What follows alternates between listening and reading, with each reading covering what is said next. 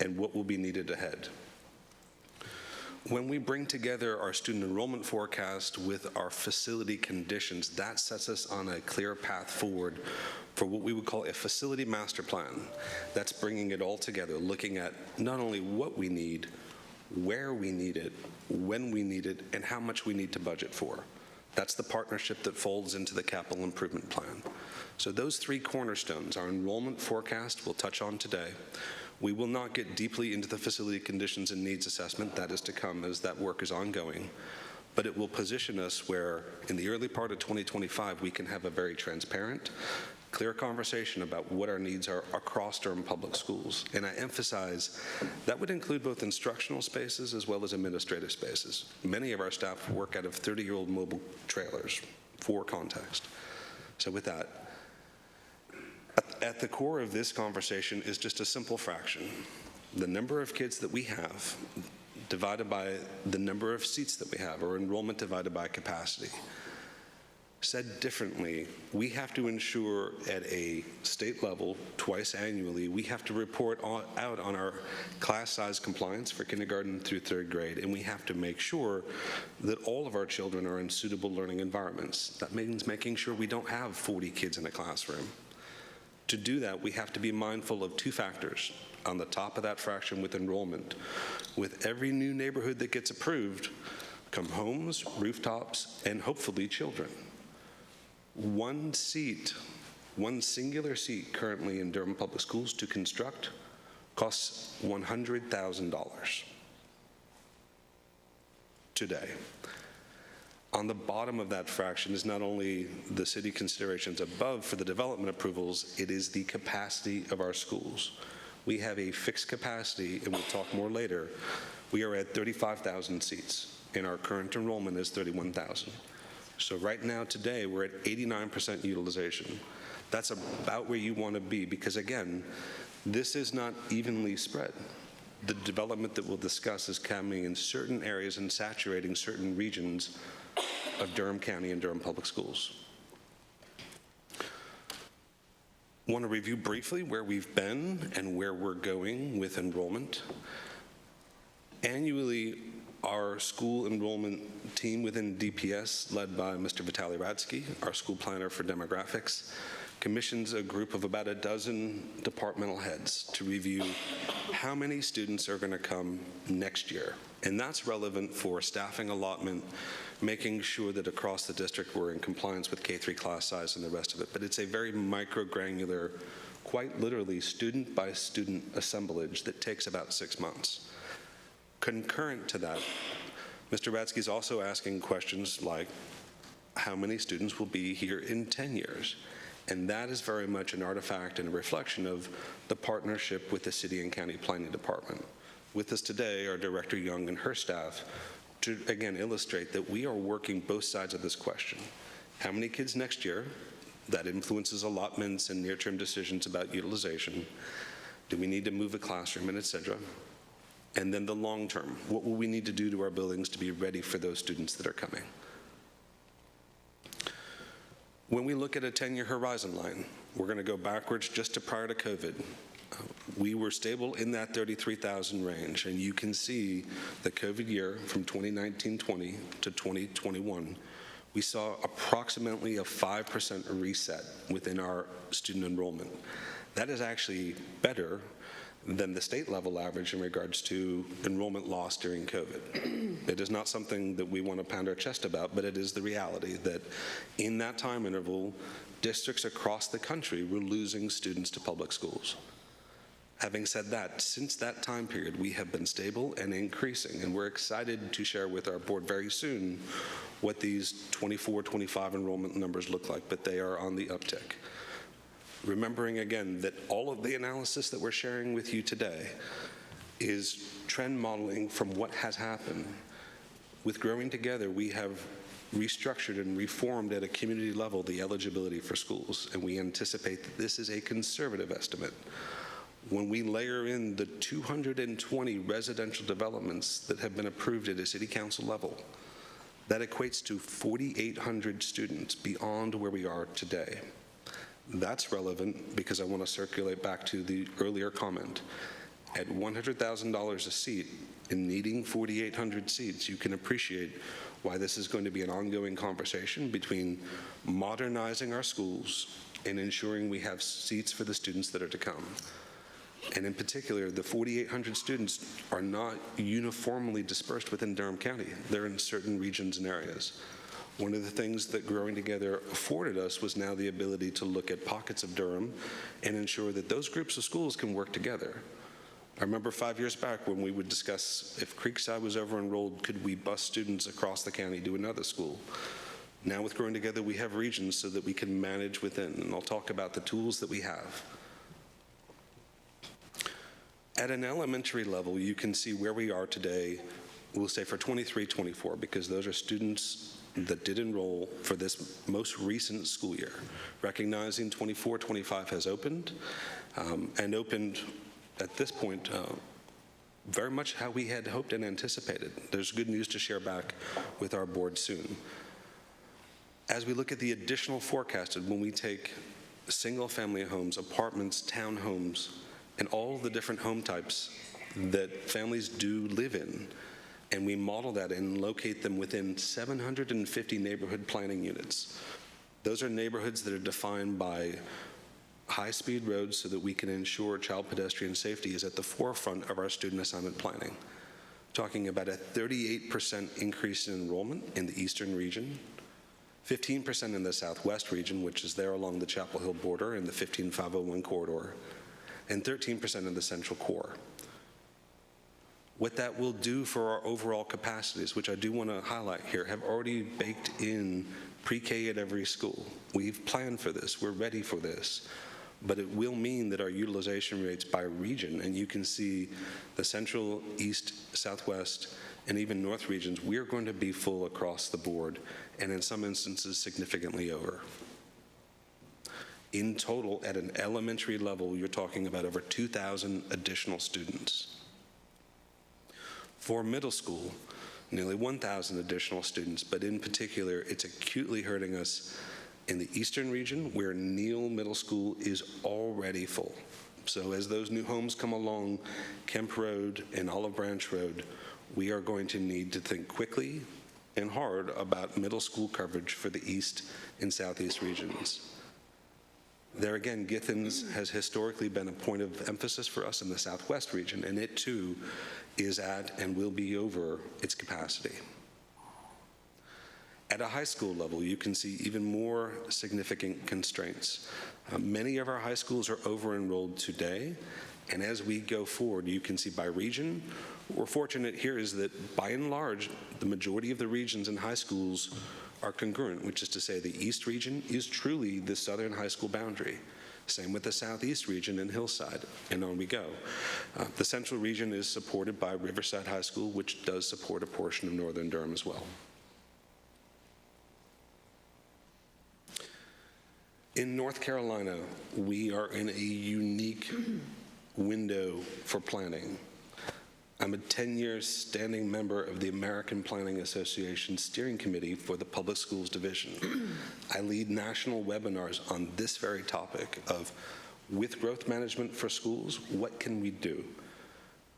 Because we are here in North Carolina, there are significant limitations. The School of Government at UNC Chapel Hill, and again, Professor Lovelady has gone extensively into the school and development regulations of what it means to not only plan for schools, but build schools in North Carolina. This link on the screen is hyperlinked, and I would strongly encourage both bodies to consider a review. It is a recent June 28th, 2024 publication, and it gives you a full review and landscape of where we are for growth management. Because we are in North Carolina, we cannot levy education impact fees. Going back to, if a neighborhood produces 100 students and they enroll with us, we cannot levy an education impact fee to that developer. 100 students at $100,000 a seat is $10 million. That is an unfunded approval currently rolling through with the Planning Commission and City Council. Number two, one county in North Carolina has an adequate public facility ordinance for schools. That is Orange County. That said, we have no existing interlocal agreements between DPS, the city, and the county here in Durham. So as developments come forward, there's no concurrency or synchronization currently. We have no enforcement teeth with regards to, if we're out of capacity, what do we do? And with regards to capping schools, there is no precedent within Durham, and there are pros and cons to that that was discussed at our last board meeting. Certainly Superintendent Moore is an expert on the topic. What that's left us with, and the available growth strategies we do have, you can see where we've been as a Board of Education and as a community this last 5 years, starting with the Creekside Parkwood adjustment. Again, Creekside Elementary was 400 students over-enrolled. When the school opened, there were mobile trailers on site.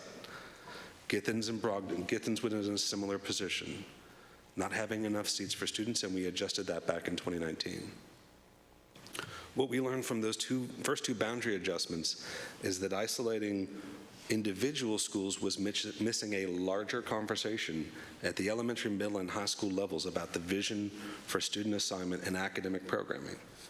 And out of that genesis became Growing Together, where we said we have to have a comprehensive rebuilding and restructuring of how we do business and how we think about student enrollment and access to our schools. Oftentimes we were busing students across the county without sound logic for those long rides. This is bringing things closer and more accessible and more equitable for our families, and balancing out utilization of enrollment and capacity. We've also, and knock on wood, we're about to open our next school here very shortly in August of 2024 with the opening of Murray Massenburg Elementary, which did bring much needed seats and capacities to the heart of Durham. Remembering that the prior strategic plan was asking us administration to bring kids in from our mobile classrooms. Murray Massenburg and Lions Farm Elementary, which opened in 2022, are very much strategically directed at that goal. Northern High School replaced an aging 80-year-old Northern High School with a brand new state-of-the-art facility. And our renovations that are earmarked within the capital improvement plan bring both much needed modernization, improvements to our indoor air quality, and added seats, particularly in the East region with Glen and Bethesda. We're trying to prepare for the future, but you can see the tensions of modernizing our facilities while increasing the number of seats, knowing that there are thousands of students on the way. To kind of zoom out and just bring it all home for both boards, our team is very much trying to work with the fraction that you see ahead of you, the enrolled students and the number of brick and mortar seats. That relies on us working with Director Young and the planning department and her team, but also with county finance leadership to identify how many students are coming and how many seats do we have. Bearing in mind, we have to be in compliance with HB 90 across more than 2,000 classrooms. We are unable to levy an education impact fee in Durham, and there is no standing adequate public facility ordinance at this time. So compiling all that together, we are highlighting for both bodies how important it is to have that intergovernmental collaboration that we talk about. Some brief review of what our team has tried to do in preparation for this conversation is we have inventoried every classroom in the district. Much of my time during COVID was with a laser pointer measuring rooms, classrooms, and bathrooms, trying to see and assemble a database that had never existed. Did we have control and a full understanding of our assets? One of the things that we learned through that is that nearly 3 schools worth of classrooms we had allocated to pre-K. With over 81 classrooms today and more on the way, that's a lot of physical space that we have been in good partnership with the county on to ensure that we're ready to support our pre-kindergarten students. In addition, I referenced the development of our neighborhood planning units, using those neighborhood road speeds and road networks to ensure that within a neighborhood, we're keeping families together and at the same time they can safely access a school bus stop or the school itself. Those neighborhood planning units are also good guardrails. As a development comes online, we can find a comparable match within that neighborhood. If it's 20 homes, we're looking for a comparison group geographically with those 20 homes to understand how many kids are coming. I do want to acknowledge the deep and dedicated work, not only of Mr. Radsky, but also of Ms. Kristen Berkshire to get us to that place. We know more now about Durham and Durham Public Schools than we've ever known, and we very intentionally are trying to be transparent with this. With regards to growth management, internally, we've set up 5 regions to make sure that students have access to school, high-quality school, and as new developments come online, we're looking at groups of schools that can work together. The boundaries that we have now do reflect our anticipated growth in the future. As we open school here shortly, you will see some schools that may look under-enrolled, but there is intentionality to that to afford for the neighborhoods that are coming online, particularly in the East region. Externally, we sat at the table through 18 comprehensive plan update meetings with the Workforce Development and Education Subcommittee of the Durham Comp Plan to say, we are here. I wore the pink Engaged Durham shirt that said, like, all microphones are on. I'm note-taking with everybody else because we felt strongly that DPS needs to be at the table, not only functionally but also symbolically, to ensure that our schools are reflected in the comprehensive plan. And you see numerous items and values within the comp plan that reflect that partnership. Some next steps and some recommendations that go with that. Internal to DPS, we are working through our strategic enrollment working group to drive towards that 35,000 mark that our board has set as a goal and a benchmark for us. And annually, we are folding in all the residential development information so that not just once every 5 years, but every year we can come back to both bodies and say where we're headed, what is our North Star, what does the future look like. Concurrent to the enrollment is our preparations for facility planning and our capital improvement plan. We are in development for our learning environment guidelines and standards.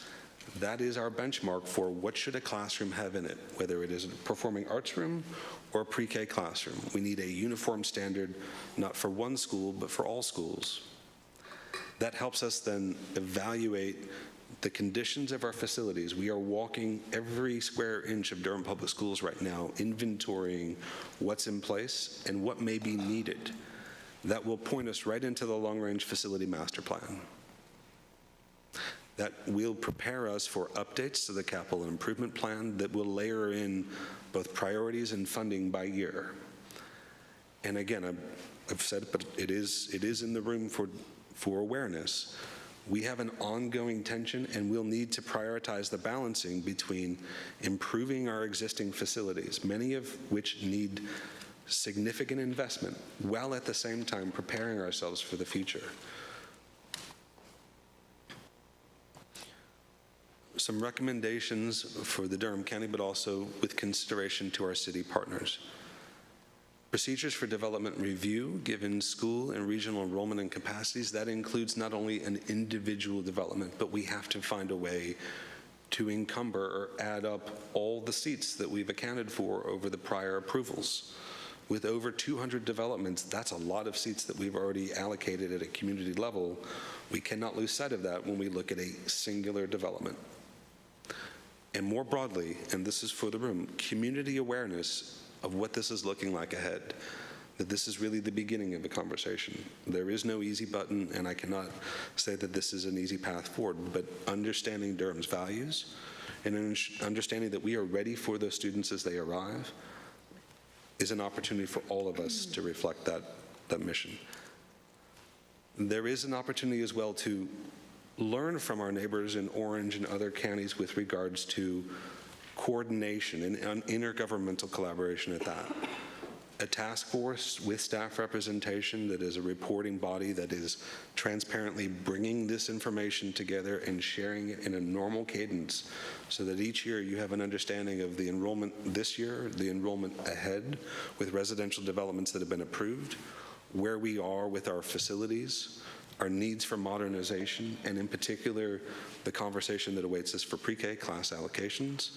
Again, we sit ready for the conversation and we are prepared, but having a cohesive approach to this will help all bodies ensure that we're transparent. And this presentation is titled Synchronizing, but it is really intended to make sure that we're in step with one another.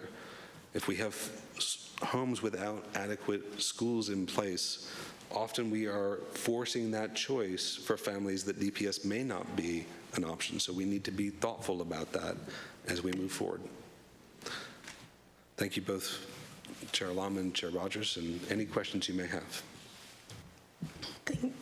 Thank you so much for this presentation. This is a really, really amazing presentation. Yeah, and very timely, as I know the school board, county commission, and city council are actually about to also approve and vote on a housing coalition for the three bodies to be working on, and this is going to be a timely discussion on how we navigate making sure that our students have proper and adequate housing as we continue to grow. I had two questions. Do you have handy, or you can send it to us later, like the ratio of student enrollment in our public schools versus charter versus private in Durham County? We're happy to follow up with that information. Okay, thank you. And then this one was an action item for, I see Deborah over there. The levying, can we add to our state legislative goals that we're submitting on Monday, for school boards to be able to levy developers for that fee? Impact fee. If we could add that, if others. The school impact fee. The school impact fee, yeah. Okay, that was my two comments. I'll start from this side. Commissioner Jacobs? Yes, and since I was late, I don't know if you brought up, Chair Alam, that we had discussed potential legislative goals yesterday and wanted, it's a very short turnaround time because we're voting on them on Monday night, but we were going to consult with you all on any particular legislative goals and any language around them that you wanted to recommend that we put forward to the North Carolina Association of County Commissioners. So if you have anything else, please pass that on to the county manager or to Deborah Craig-Ray, who's leading that. Try to get it in by Friday because she has to submit it Monday. So. Right. Yeah, thank you. But Matthew, thank you so much. Really grateful that we have you in our community and for your, outstanding work. Really, thank you so much. So I have a few thoughts. One is, I'm a member of the Joint City-County Planning Committee. I've been on that now for 12 years. Before that, I was on the Planning Commission for 8 years. So I know that we have very limited tools, but I don't want to underestimate, and I didn't see much reference to that here, but I think we should really talk about the role of rezonings and developer proffers and rezonings, and to try to really think through that process and where we can try to make some changes. And I know Sarah's sitting here. I'm always asking, are we really reflecting in that process, in the staff reports, the estimated impact on the cost per student? So I was really taken aback when you said $100,000 per student, because that is not, I don't think what we are we saying that now? Okay. So I think that it would be great if you could do this presentation to the City Council. I think it's really important that because they are the ones who are making the decisions around rezonings, not us. And they really need to understand the impact. And also the development community. So when you talked about how this is a conversation that we have to bring the whole community in on, I completely agree. And that means realtors, I think thinking about, realtors understanding the Growing Together plan, and even how do we, fantastic that you are tracking the new developments coming online. How do we also have a relationship with those communities in terms of recruiting and letting them know about all that DPS has to offer? I think is another great opportunity, because we do, while it's going to be expensive, we do want them to come to Durham Public Schools versus charters or private schools. So there is also a huge opportunity there around these conversations. But again, the impact of needing to provide for the new enrollment, which we want, it needs to be not just falling on the existing taxpayers, right? And it needs to somehow be reflected in the cost of development. So I hope we can really think about that. And again, I think we're talking about how this is a Durham City County DPS issue, and so the the City Council needs to really understand the cost that we're facing. I've also wanted to raise the issue that I know this is for another time, but I think it's important that I hope in the coming year or so, we will really have a process, a policy around how do we use former school sites as we build our new high schools that are going to come online, Jordan High School for one. Really, how do we have a real thoughtful process engage with the community as well about what the policy, how we look at those sites, and then also the existing sites that are sitting empty, like Lowe's Grove. So I hope that's something else that you will, with your incredible planning background, help us with. And then the last thing I wanted to mention is you talked about that I'm really curious about the neighborhood planning units that you referenced. And this idea, that the Growing Together plan is really a growth management strategy. And then how can that be connected to the UDO revision that we're doing right now? And so are there potential opportunities as we're revising our unified development ordinances that are happening right now, which is the implementation of our comprehensive land use plan? Are there opportunities within our new ordinances that, again, we can creatively, because that's what we do in Durham, come up with creative strategies that work around some of the other limitations that we have? So addressing some of what we're trying to do through our new ordinances. So anyway, those were just some of my thoughts. Thank you. Thank you. Go to this side. Hey, Commissioner Carter. Yeah, yes, I also thought this was a fascinating presentation and agree that it would be great for it to also be presented to the City Council. So really just want to emphasize the importance of that. I'm curious about the SAPFO, the ordinance that we don't have that you mentioned. I don't even remember what it stands for, the Adequate Facilities Ordinance. What would that look like? Who does have one, did you say, so that we could see how it's modeled, perhaps?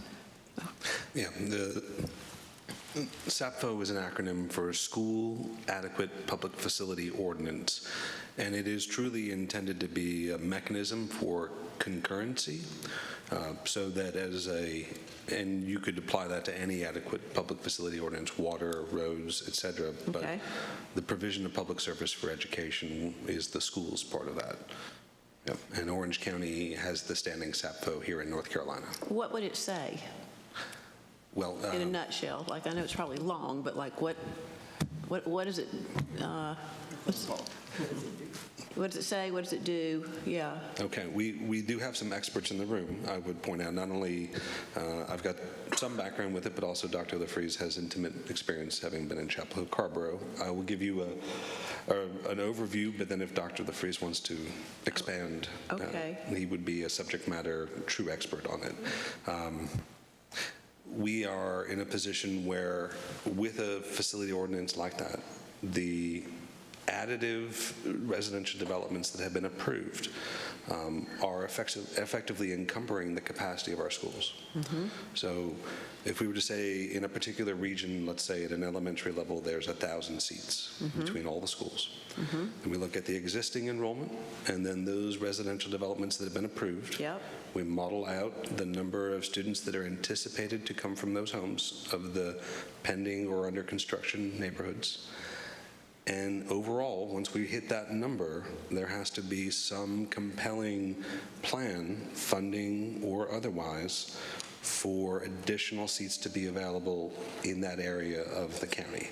Or the development wouldn't be approved. That starts to tip into, that is more enforceable than Yeah. where we are today. I see. Yeah. I'll leave that there. I think that was the question. Yeah, no, that's good. That's really helpful. I want to be sure that I'm correct in thinking we have already changed something in our ordinance or comp plan ordinance, maybe, not sure which, where it used to say a development, wouldn't, maybe, I don't know if it went so far as to say it wouldn't be approved, but when we're considering the approval of development, school capacity was considered district-wide, and I think we changed that more to by some narrower region. I don't know if it's by these neighborhood units or what, but when Wendy was mentioning using our ordinances as a mechanism for growth management, just, that might be an example of how we could improve what we have. We've improved it once, maybe it can still be improved, and maybe we need to look at this SAPFO thing. I mean, it really makes sense to me. Of course, I know very little about it, if you just explained it to me, but we should really do an analysis of the benefits and potential drawbacks of having something like a SAPFO. And Commissioner Carter, I should add to, the SAPFO provides more than simply how many seats do we have, how many have we given out, what's left. There is also the intentionality, and I think a galvanizing force of that ordinance is that it is intentionally bringing together municipal, county, and school officials in an annual cadence so that conversation is transparent. Love it. And that is, I think, the thing that at the end of the day, that we are trying to advocate for in the recommendations on the prior slide there, which is to suggest that with or without a SAPFO, we're hopeful that we could get at least a growth and education task force that is really looking at this from a transparent lens across all bodies so that everyone understands if you approve that neighborhood, these are the implications, and that's a community conversation. Well, we must do something, and that really seems like a very practical recommendation. People are nodding. So is there movement towards making that happen? Not being on the leadership of our board, is this happening? Are we likely to be moving in this direction? Maybe we haven't discussed it yet. We haven't discussed it yet. So I think maybe we can have this conversation also with Manager Sowell of bringing this to our board in a separate conversation so we can actually have a broader discussion and decide, and then I don't know what, for the Chair Rogers. The same would be for our board. We'd want to take it to the superintendent and give him an opportunity. Yeah, I would also say that some of the housing initiative work that we are working on and starting with Councilwoman Caballero should lend itself to some of that work. Okay, all right.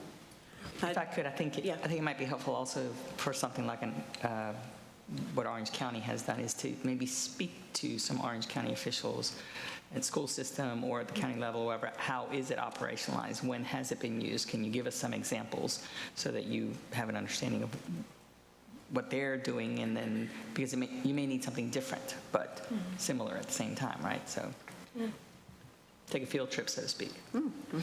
Manager Sowell, do you think, and we can talk about this in agenda prep as it gets closer, maybe our September work session, we could have that conversation and maybe invite some of the Orange County, either you have the conversation with them beforehand or invite them to that work session to be able to provide us more.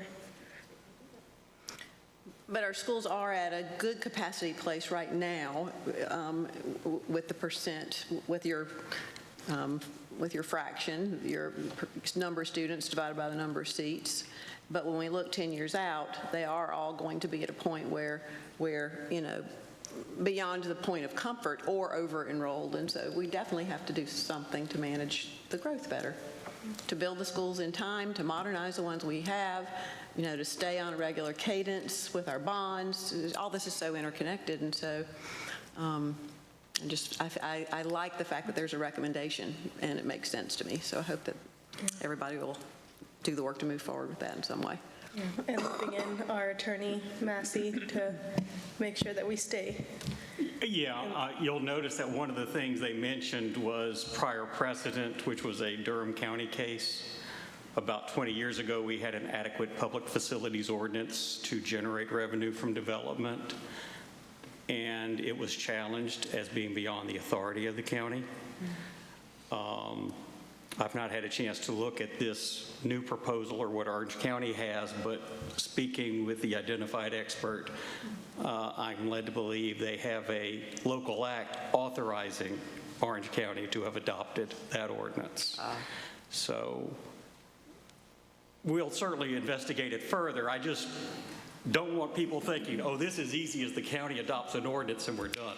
Well, we could at least establish a task force. Oh, yeah, no. I'm not, it's just, this conversation started down a path from that presentation that if we just had this ordinance, we'd be rolling. And I just want to say it doesn't necessarily work that simply. Gotcha. But yeah, I'll reach out to John Roberts, the Orange County attorney, about what they have and how they got it. Don't know if we'll have everything in place by September on that issue, because we may have to be looking at what they did, what they've got, and what their experience has been. But I did want to put that caution out there because I could see this momentum of, oh, this is easy. And it's all within our control, and I don't know that that's accurate. And then where the city will have to come into play as well. Yes, ma'am. Thank you. School Board Member Umstead? Can I just ask a clarifying question? Thank you so much, Mr. Palmer, for this presentation. I hear us talking to our Orange County colleagues, and is that on the public facilities ordinance question, or is this also about the task force? Because those feel like maybe two separate conversations. I don't know if they're being tied together, but I just wanted to get clarity on what we want to move forward with. Is the task force something that we're also interested in, or is it just looking more into the other pieces? And I apologize for not pronouncing that correctly. Ms. Umstead, I did want to answer that question, but also address Mr. Massey's comments. We are being very cautious about the 2006 case, Durham landowners versus Durham County. We are aware of that case. So that was particularly around education impact fees, going back to what we said, we aren't collecting those or we aren't doing that work. Our recommendation, as you see here, is really to continue to work first and foremostly with our city-county planning colleagues on the UDO and the comprehensive plan and seeing what we can do in that space. That is much more on the city-county side, isn't in that relationship. The task force is effectively a subset of the SAPFO in Orange, so it establishes that a task force may exist to that effect. What we are looking at here is a growth and education task force that is intended to serve in a parallel function while sidestepping some of the concerns with enforceability. And might a task force like that also look into other issues that are important to the city, the county, and the school system, and that, cross-jurisdictional lines? And what comes to mind is safe routes to school, for example. Cities build sidewalks. We want, the district is the one who oversees the policies for children in schools. Counties, so how to make that work better, too. It seems like a task force could help with planning around other issues besides just enrollment and school capacity. that are, related to enrollment in school capacity, like safe routes to school. That's the one that comes to mind. There probably are others. Right, which might creep more of a task force to a commission that has the group working together continuously. So I think my question maybe would be, what are our next steps when it comes to the Intergovernmental Growth and Education Task Force? Because it does seem like it's a little bit, I heard there's a conversation at the county work session, but I want to make sure if we're going to, are we working towards a task force or commission or group to be thinking about how all the issues are connected? I think similarly about parks and safe routes to school and other ways that our bodies are sharing spaces and are. I wonder if also the task force and commission that's already being formed, if this is something that we could see stemming into that, of maybe becoming a subgroup in there of we're already appointing DPS, county, and city folks, and I think there are some staff members, I'm not sure, especially related to the intergovernmental growth, but we can always add staff related to that to maybe assist with it instead of creating 2 task force committees. We can think about it. Yeah, we can think about it. And you guys have a leadership. Yeah. I was going to say, you all, I know there's a city, county, DPS leadership meeting. I think maybe, right, you guys could discuss that at your leadership meeting. Yeah. Yeah. Any, School Board Member Byer? So I just want to appreciate the conversation and the work and having planners and what it has brought, but also the strong partnership with the county. And as we look towards the next bond, these will be critical conversations to have. I wonder if we can continue to explore the ability for the school district to work with the county to land bank, to plan proactively 10, 15, 20 years down the road to know where we'll need sites and acquire them, because we know their cost will only escalate. I think it would be helpful for the county to continue to get a report from us in the future about the way that we evaluate old buildings and whether it makes sense to knock them down versus, replace or renovate in the future. Those are really important conversations for we want our commissioners to understand those complex conversations that we're having. And I see all of this as just a strength of Durham Public Schools and Durham County working together. This growth is what we anticipate, and how do we plan together for it? I also want to make sure that in the next bond that you all hear that our staff need better office spaces, and that's going to be an important part of us advocating for adults as well as students going forward, because having staff working in 30-year-old trailers is just not acceptable. I know you wouldn't want it for your employees, and we certainly don't want it for ours, but I just so much want to lift up this collaboration that has brought us to this strong place, so that we can continue these conversations together. Thank y'all. School Board Member Chavez? Thank you for this presentation and this conversation. A couple things I just wanted to comment on. One, just how the detail about the growth in the eastern region is really stands out to me, and so I'm interested to see how what plans we will develop around that area, and I wonder if we want to sort of pay more attention as we're in different areas of the county, and kind of see what that what it's looking like in that area.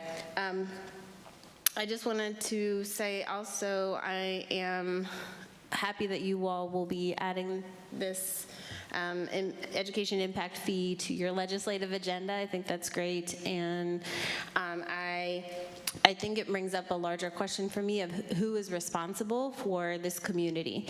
And it seems to me, and Mr. Palmer, you would probably know better, that there are more out-of-state entities benefiting from this, from owning land and property in this, in North Carolina and in Durham specifically. And so when people are benefiting from or extracting resources from this community, does it mean that they are also responsible for the children and families, or accountable to the children and families in this community as well? Since the pandemic, it seems that there are many more homeowning and property management companies that are not, paying taxes necessarily in the same way in North Carolina, but benefiting. And then also, just want to say, I think the idea of, a task force or some concrete next action steps would be great in working on this. And I like tying in the safe routes to school and thinking about this collectively. So, thanks so much. Mr. Tabb? Thank you, Mr. Palmer, for the presentation. Are we collaborating also with transportation? Because I know with all the growth that's out there, we haven't experienced all that growth yet, so this will be an interesting school year with how we're working with transportation. I want to make sure they're at the table because that's going to make a big difference in buses, students getting to school. So I just want to keep that focus on children as well, how they get there. Yes, Mr. Tabb, and we are fortunate. On the DPS school planning team is Ms. Kristen Brookshire that works internally to DPS with Director Harris on arrival and departure to school every day on the yellow bus. And we do think what we would say multimodal, from every mode that you could get to school. We're trying to ensure that we're prepared for that. Within the community as well, Ms. Brookshire sits on what we would call the DCHCMPO, which is a Durham County, Chapel Hill, Carrboro Metropolitan Planning Organization that's a transportation body. And Ms. Brookshire is representing DPS at that table as well, regionally and within Durham, working with Director Egan. So we are fortunate to be at the table, which is a bit novel for school systems. Oftentimes we sit back and hope things good happen. We are trying to be more proactive and intentional about our advocating for our kids. Thank you. I'm glad to hear that. That's very important because I know that with parents and students, that's going to be an exciting time for them. And with all that growth, I just wanted to make sure transportation was at the table as we continue these conversations. Thank you. Thank you, Mr. Tabb. Okay. That? Oh, Vice Chair Cardano? Oh, okay. I just want to follow up what you said, Mr. Tabb. I think that's a great point. And again, we are doing a joint city-county update to our bike ped plan right now. And so I'm making sure that Durham Public Schools is a part of that planning, because thinking about safe routes to schools for kids and also school workers, we want to think more and more about bike and pedestrian paths as transportation. And also our Ellen Beckman, who is our Durham County transit planner, again, right now it's free for everyone to go on our buses, and we specifically have a youth pass.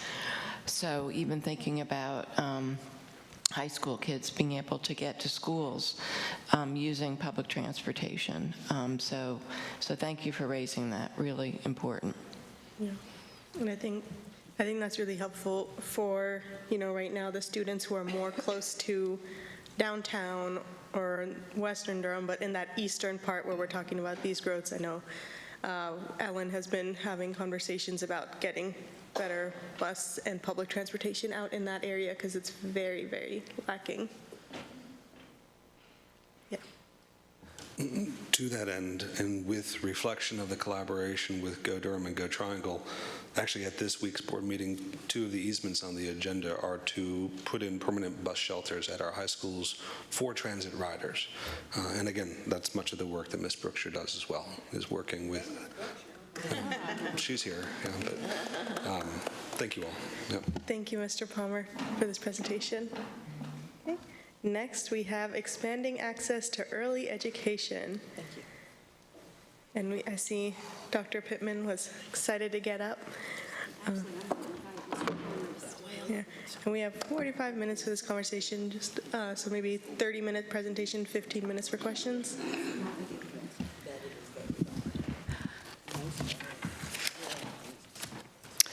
Well, good morning and greetings, Chair Alum and Chair Rogers and County Commissioners and Board of Education. We are pleased this morning to bring information about increasing access to pre-K. I have invited Mr. Palmer to stay at the table because much of what we will be able to do to expand our pre-K options in Durham Public Schools intersects intentionally with our school buildings and capacity and planning in that regard. So for today, our desired outcomes, I'm going to give you a brief background, some of which Mr. Palmer has shared around growing together, importantly positioning us to have the conversation around how we might increase our and expand pre-K opportunities. I want to share a quick update with intentionality around our pre-K seats, where we are currently, where we are positioned for planning over the next 5 years to increase the opportunity for additional pre-K expansion, some proposed impacts on the costs of one pre-K classroom, and then indeed looking at our next steps. And then in conclusion, I believe we were also, the commissioners and board wanted an update on the pre-K data sharing agreement. And at the end of our slide deck, Dr. Linda Chappelle has provided some information in that regard. So when we're ready for that part of the discussion, I'd like to invite Dr. Chappelle to the table as well. So we're very blessed and fortunate in Durham as a community to have a Board of Education and a team of county commissioners that are extremely supportive of pre-K and early education, and for that, we do not take that for granted.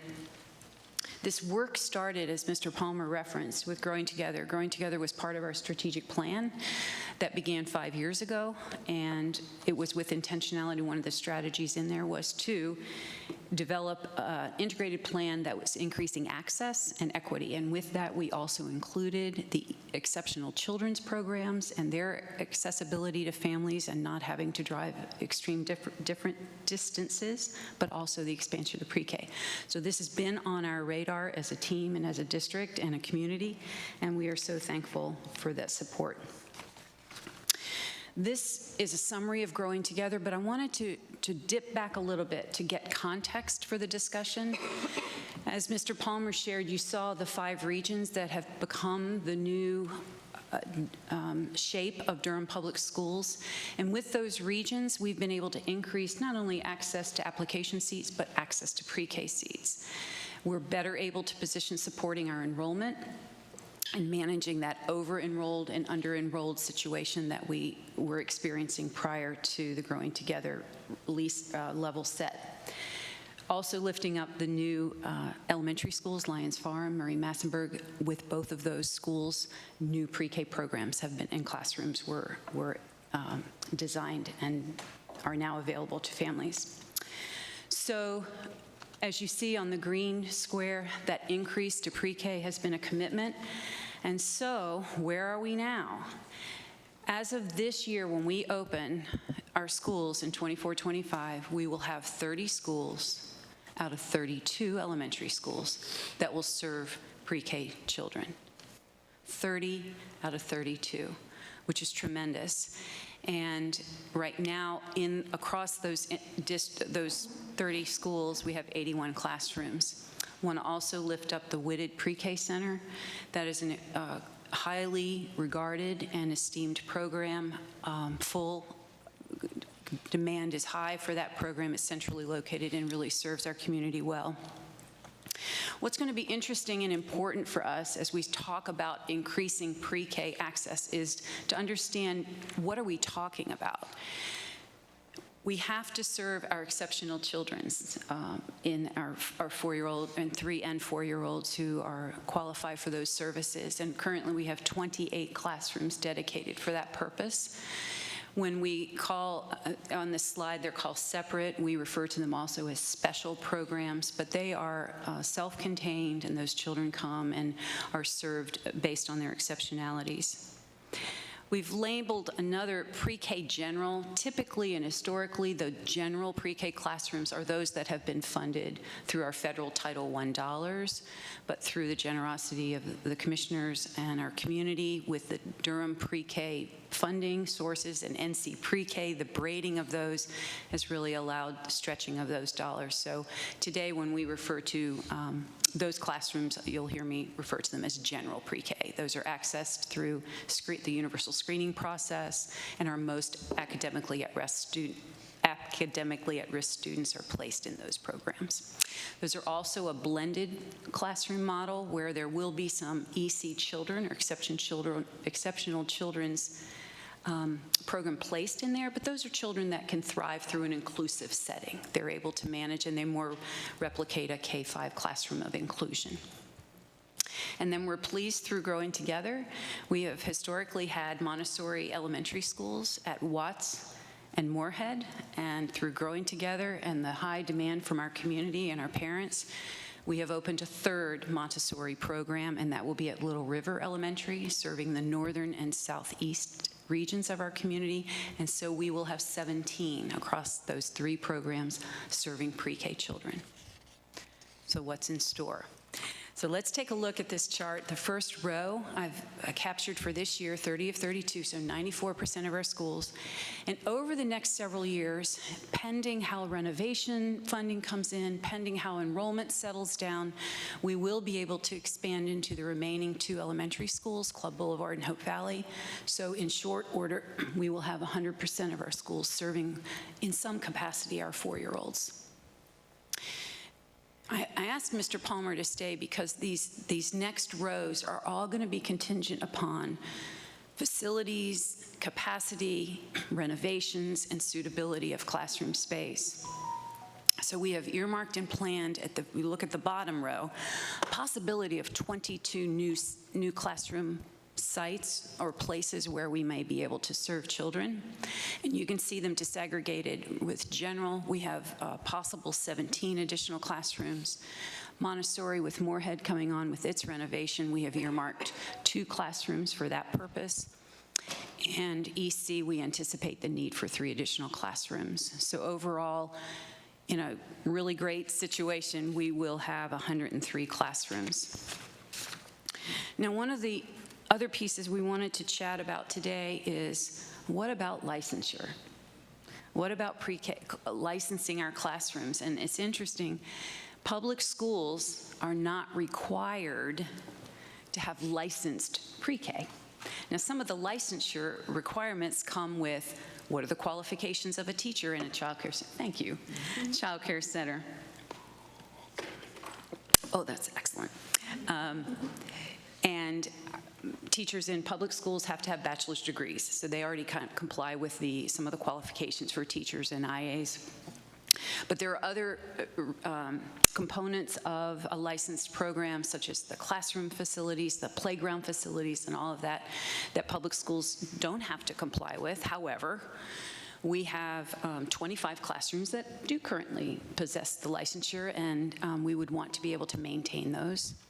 So of the 36 general pre-K, 11 existing classrooms we would want to be able to bring on as pre-K licensed, and then if we do expand those 17 additional classrooms, we would want to bring on those. Currently, our Montessori programs are under the Montessori implementation. They follow the Montessori guidelines, but they're not licensed, and so might we want to be considering that, bringing them under the pre-K licensure, and our EC programs as well. So as we start to bridge into the cost, what are the implications for cost? Each of these categories will factor into how broad and deep we would want to go with licensure through the expansion of our programs. And the slides are not advancing.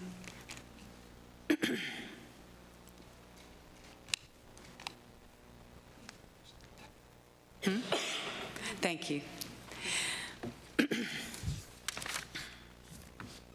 So this is a fun statistic. If we decide, or if we determine that 4,500 children are bored annually in our county, if we play the math, and we have 81 classrooms currently, we have a potential to serve 1,137 students. That would be if every seat of exceptional children was filled and every seat of the pre-K general was full. So if we expand over the next several years to 103 classrooms, that number would jump to almost 1,500 in Durham public schools. So with no additional facilities, we could theoretically climb pretty close to 1,500 out of the 4,500. So if Durham Public Schools was tapped to serve more than that, it would have design implications so that as we open new elementary schools, we already have the commitment to carve out pre-K space, classrooms for that purpose, and as we're renovating schools, we're infusing into those designs additional classroom spaces. So that would need to continue if we wanted to go beyond 103 classrooms, and then of course the Whitted Center, being as popular as it is, might be a model for us to consider as a community. So for full implementation, as we look, the considerations that we would want to keep in mind as we factor over the timeline of implementation is continuing to look at our regional collaborations. As we have implemented Growing Together, we are monitoring carefully the impact to enrollment in each of our schools. And we're seeing our capacities and our enrollment numbers matching up, but we're monitoring that as schools open and level set into the 20th and 40th day of school. We'll be watching to see how those numbers play out.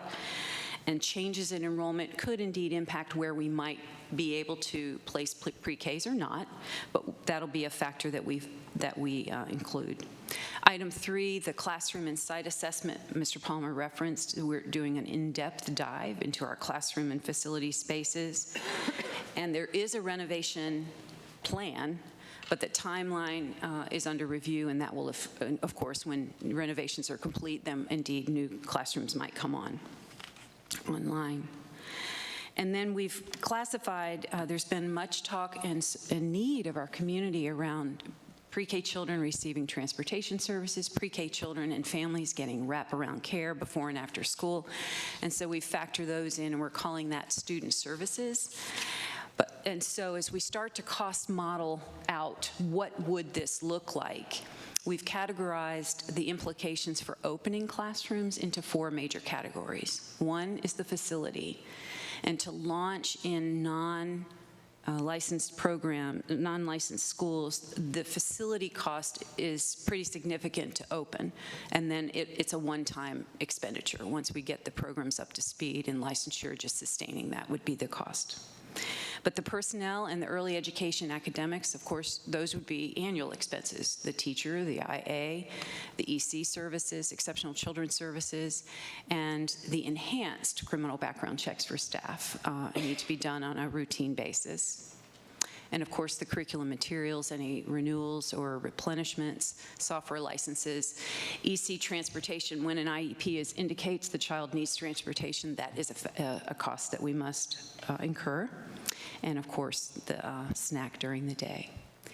And then the last column on the right, again, we've captured that as a category called student services. What would it look like if every pre-K program was able to provide wraparound care before and after school? What does that staffing have to look like? What do the materials need to be considered? And then school bus transportation. Can we transport pre-K children on our school buses? At what cost? How does that work? Might we have to do van service? All of those factors. So we tried to play those numbers and cost it out. And hold your breath. So the first number is, what if nothing was in place and we had to start fresh with facilities, playgrounds, fencing, outdoor surfaces, ensuite bathrooms. So worst case scenario, so to speak, or the highest expense scenario would be the $980,000 number.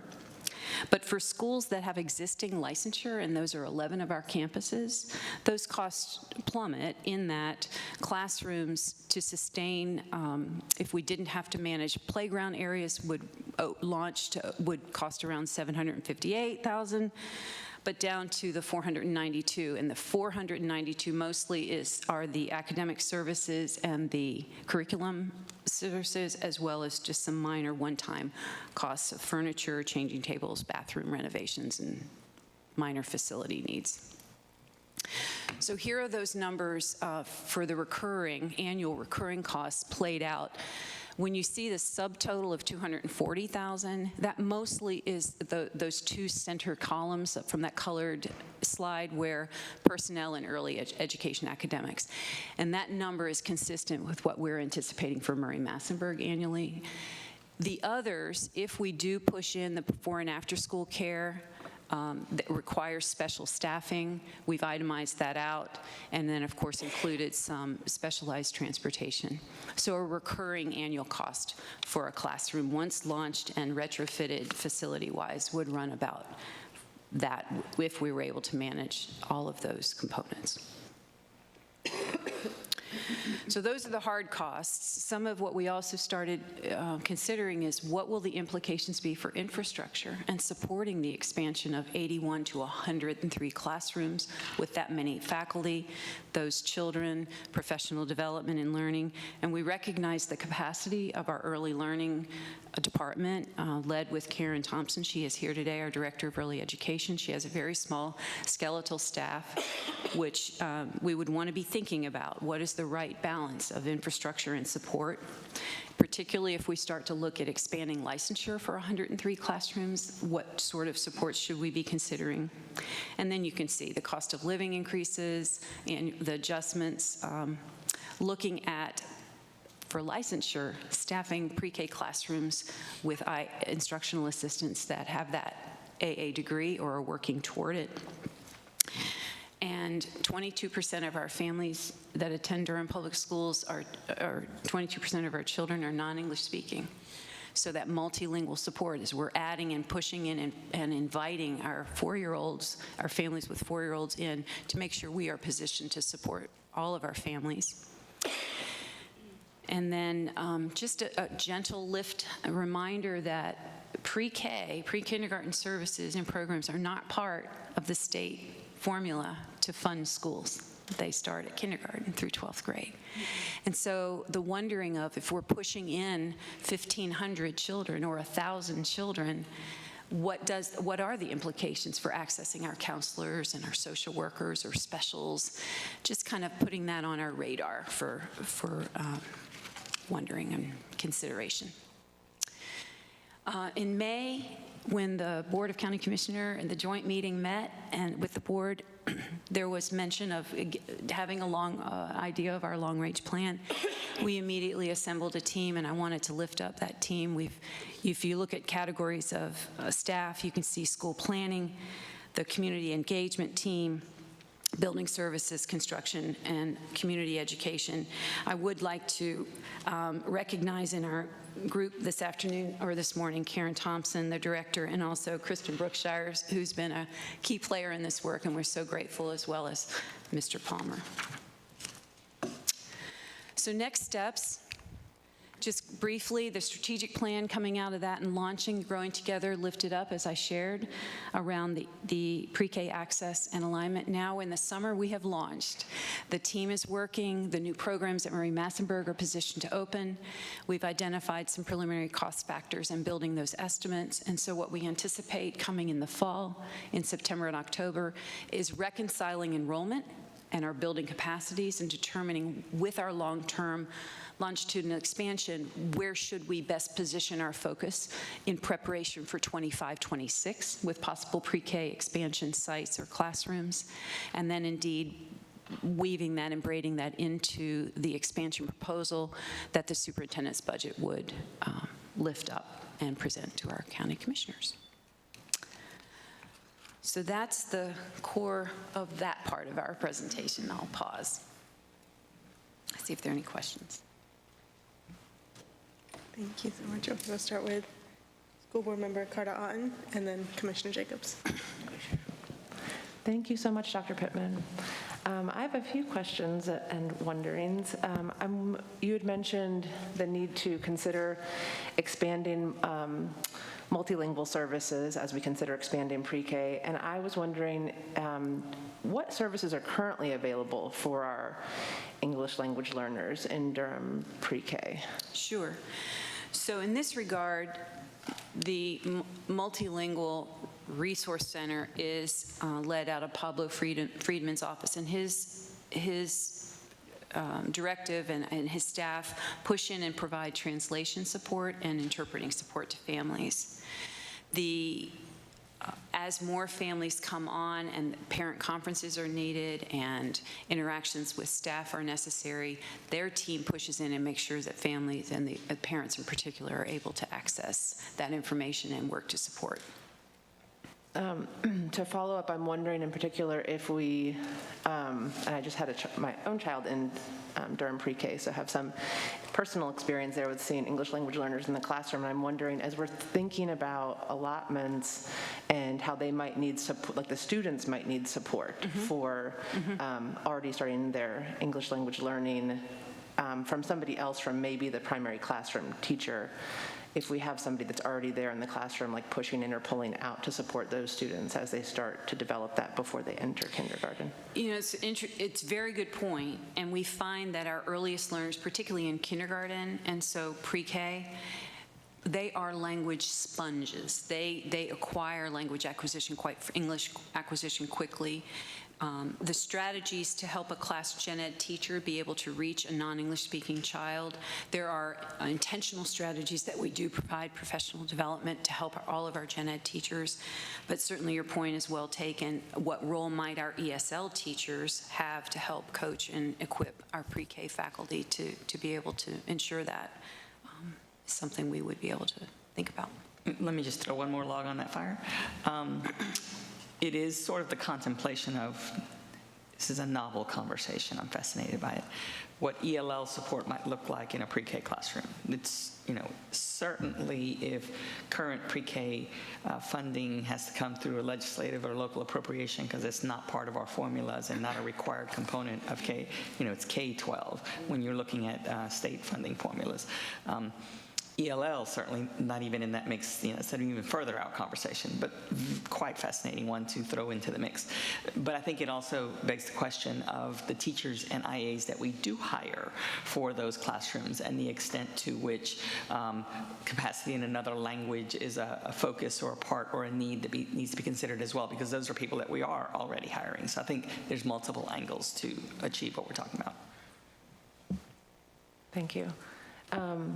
I also was interested in the slide that you had about like looking at the numbers and reflecting on the number of potential pre-K eligible students or like children here in Durham, and then working from that number to try to see how many seats we need.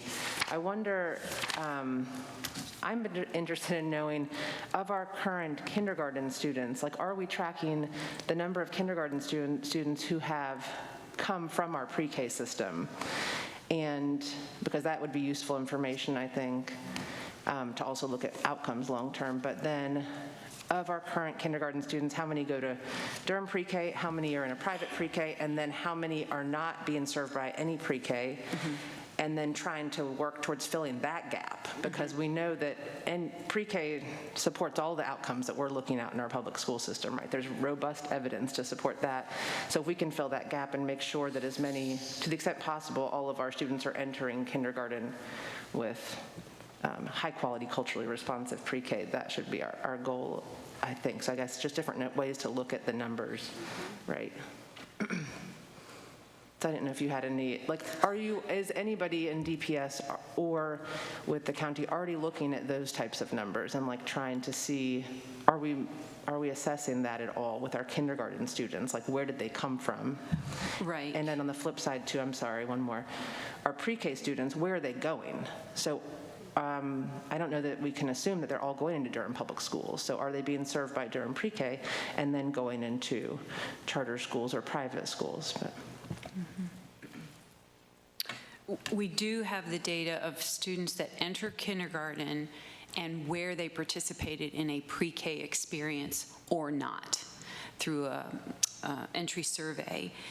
And certainly the capacity of the classrooms, pre-K capacity currently, and maybe Dr. Chappelle can speak to this as well, as Durham Public Schools has a slice of this service delivery, but also our child care providers that are participating in Durham pre-K are also meeting and complying with high quality and coming into the school readiness into kindergarten in Durham Public Schools. So all of that benefits, but there is still a significant number of families that don't participate in any child care or that are also a subset of that. So we are not reaching all of the children in our community with pre-kindergarten or early education experiences. And that is something under Dr. Chappelle's leadership and the Pre-K Governance Committee of the community is really looking at, trying to increase access, increase awareness of families that there is this opportunity at no cost or low to no cost. So.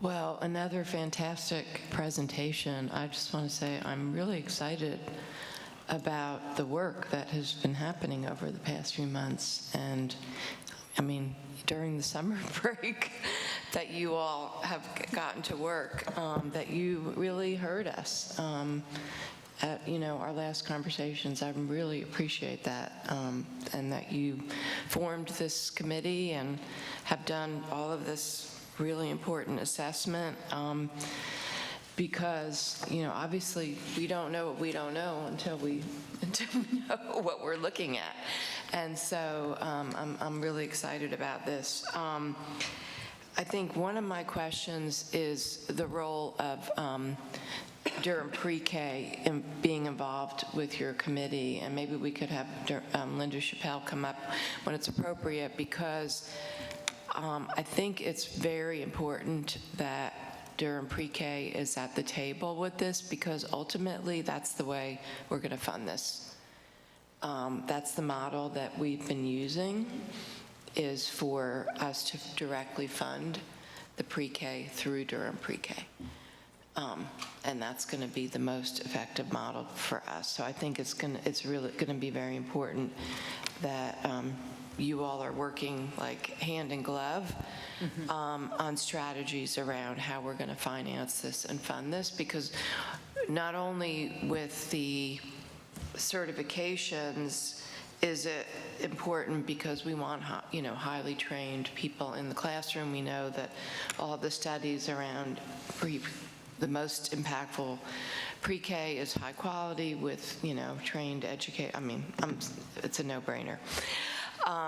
But also, we want to pull down every single possible funding source there may be and do the braided funding. And I think also, and I know the manager's not here right now, but my brain is always thinking about how are we going to be able to fund all this? And so the Durham Chamber has relaunched a Durham Community Fund.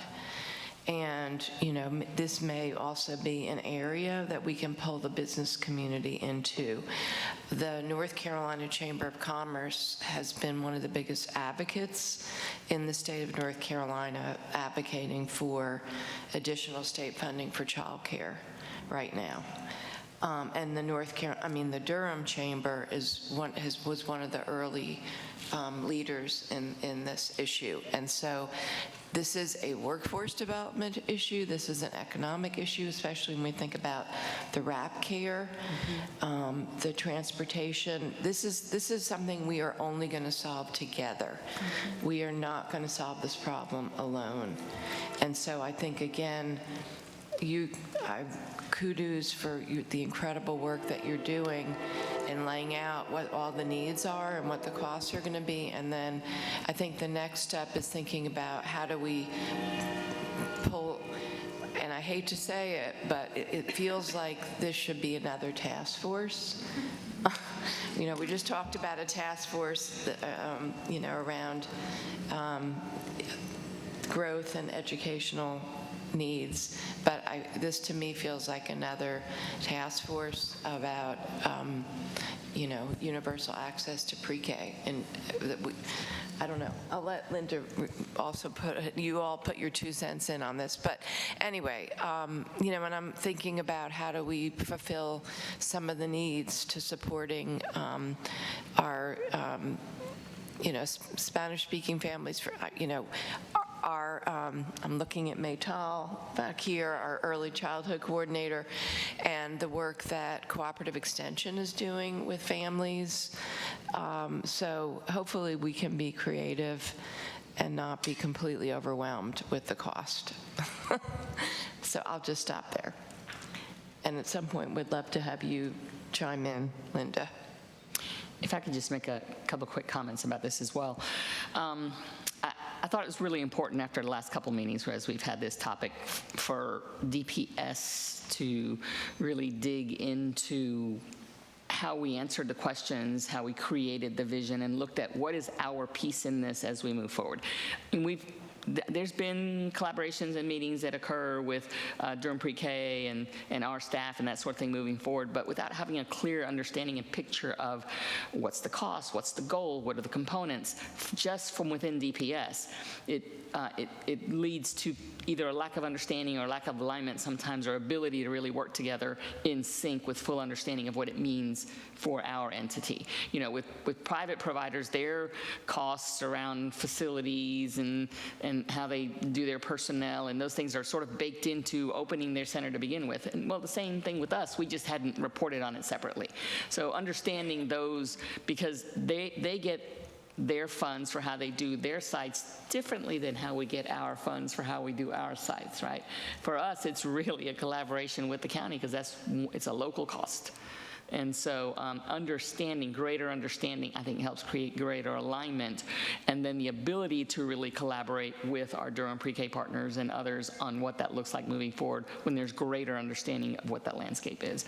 So I do, whether it's a amped up version of collaboration that already exists or an additional task force that brings in other partners, I think either way that those are the next steps after looking at where we are today.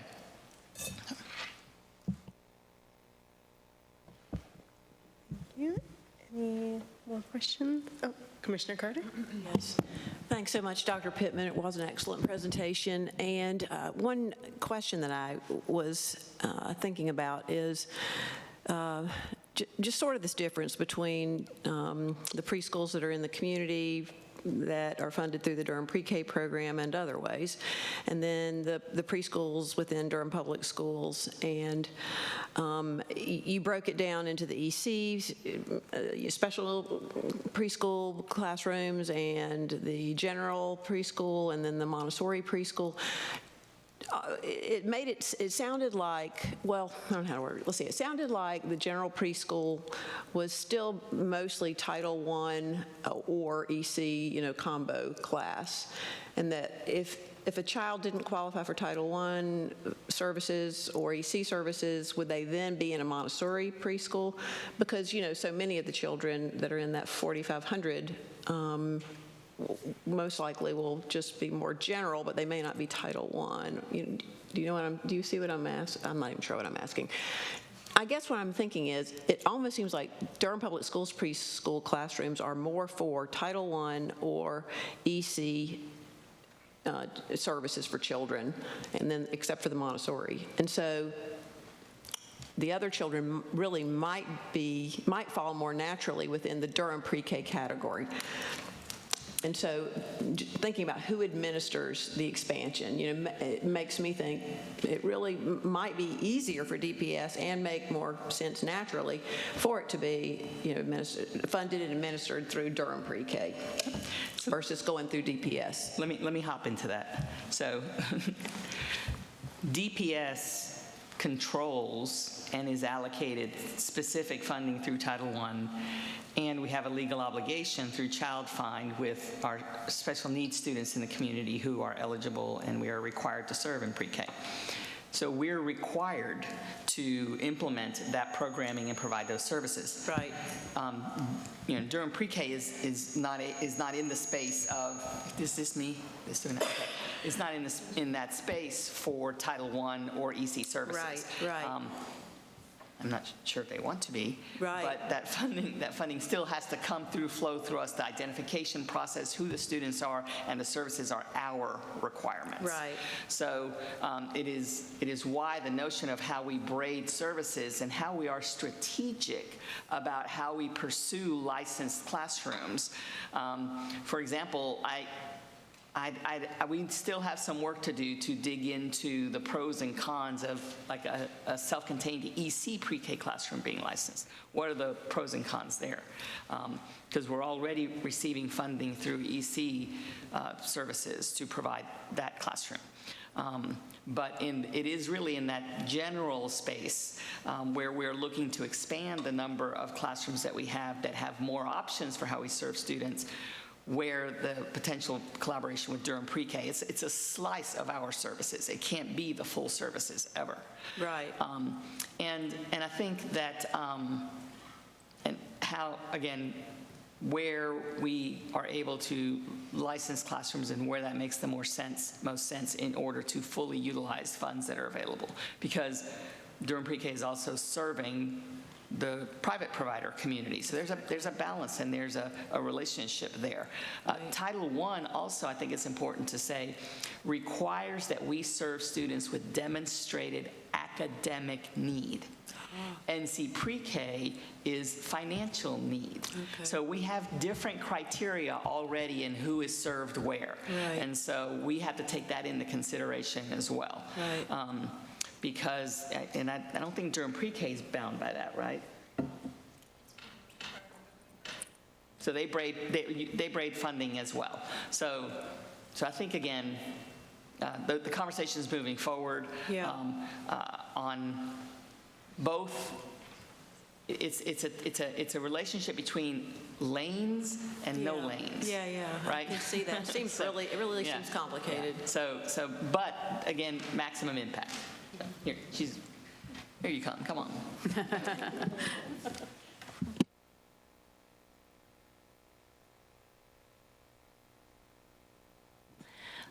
I love this conversation. Thank you.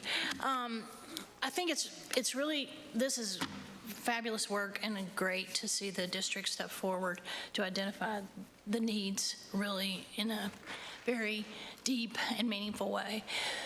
So in the Durham Pre-K umbrella, you'll recall that we have a community goal and over time, to serve 75% of our 4-year-old census. Durham Public Schools is a key partner in that, obviously. Now, it is not an inexpensive goal. We know that. We talk about that all the time. But we have been very careful to strategically identify available funds and to braid those where appropriate. But one of our big priorities is to seek for each classroom to be as diverse as possible. And so our goal is to have seats in every classroom that is possible, have seats that are funded through different streams because of that eligibility piece. You'll recall that the local investment, the local dollars are universally available, so there are not restrictions. However, the Durham Pre-K Governance Committee has set priority. And of course, we always prioritize children with greatest need first. But the way that works in an environment in the public schools is that there are classrooms, some classrooms that are self-contained. Obviously, that's based on children's need. But the Title I classrooms that are braided with NC Pre-K and also braided with Durham Pre-K funding, the goal is to have children in those classrooms that have a wide range of assets. And so with our you will recall we have a universal application process. That process, Durham Public Schools is a key leader in the screening of children because the Title I funds do require that those children be prioritized academically, as the superintendent mentioned. And the other programs that we braid with, Head Start, NC Pre-K, those don't require the same restrictions. They have different other restrictions. And so what we do when we braid is through that universal process, we identify all areas of eligibility for each child.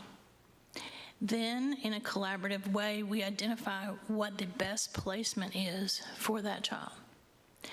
Now, in parallel, the district is addressing those children who are identified with an IEP and exceptional needs. That's a parallel process. That's not a general access process.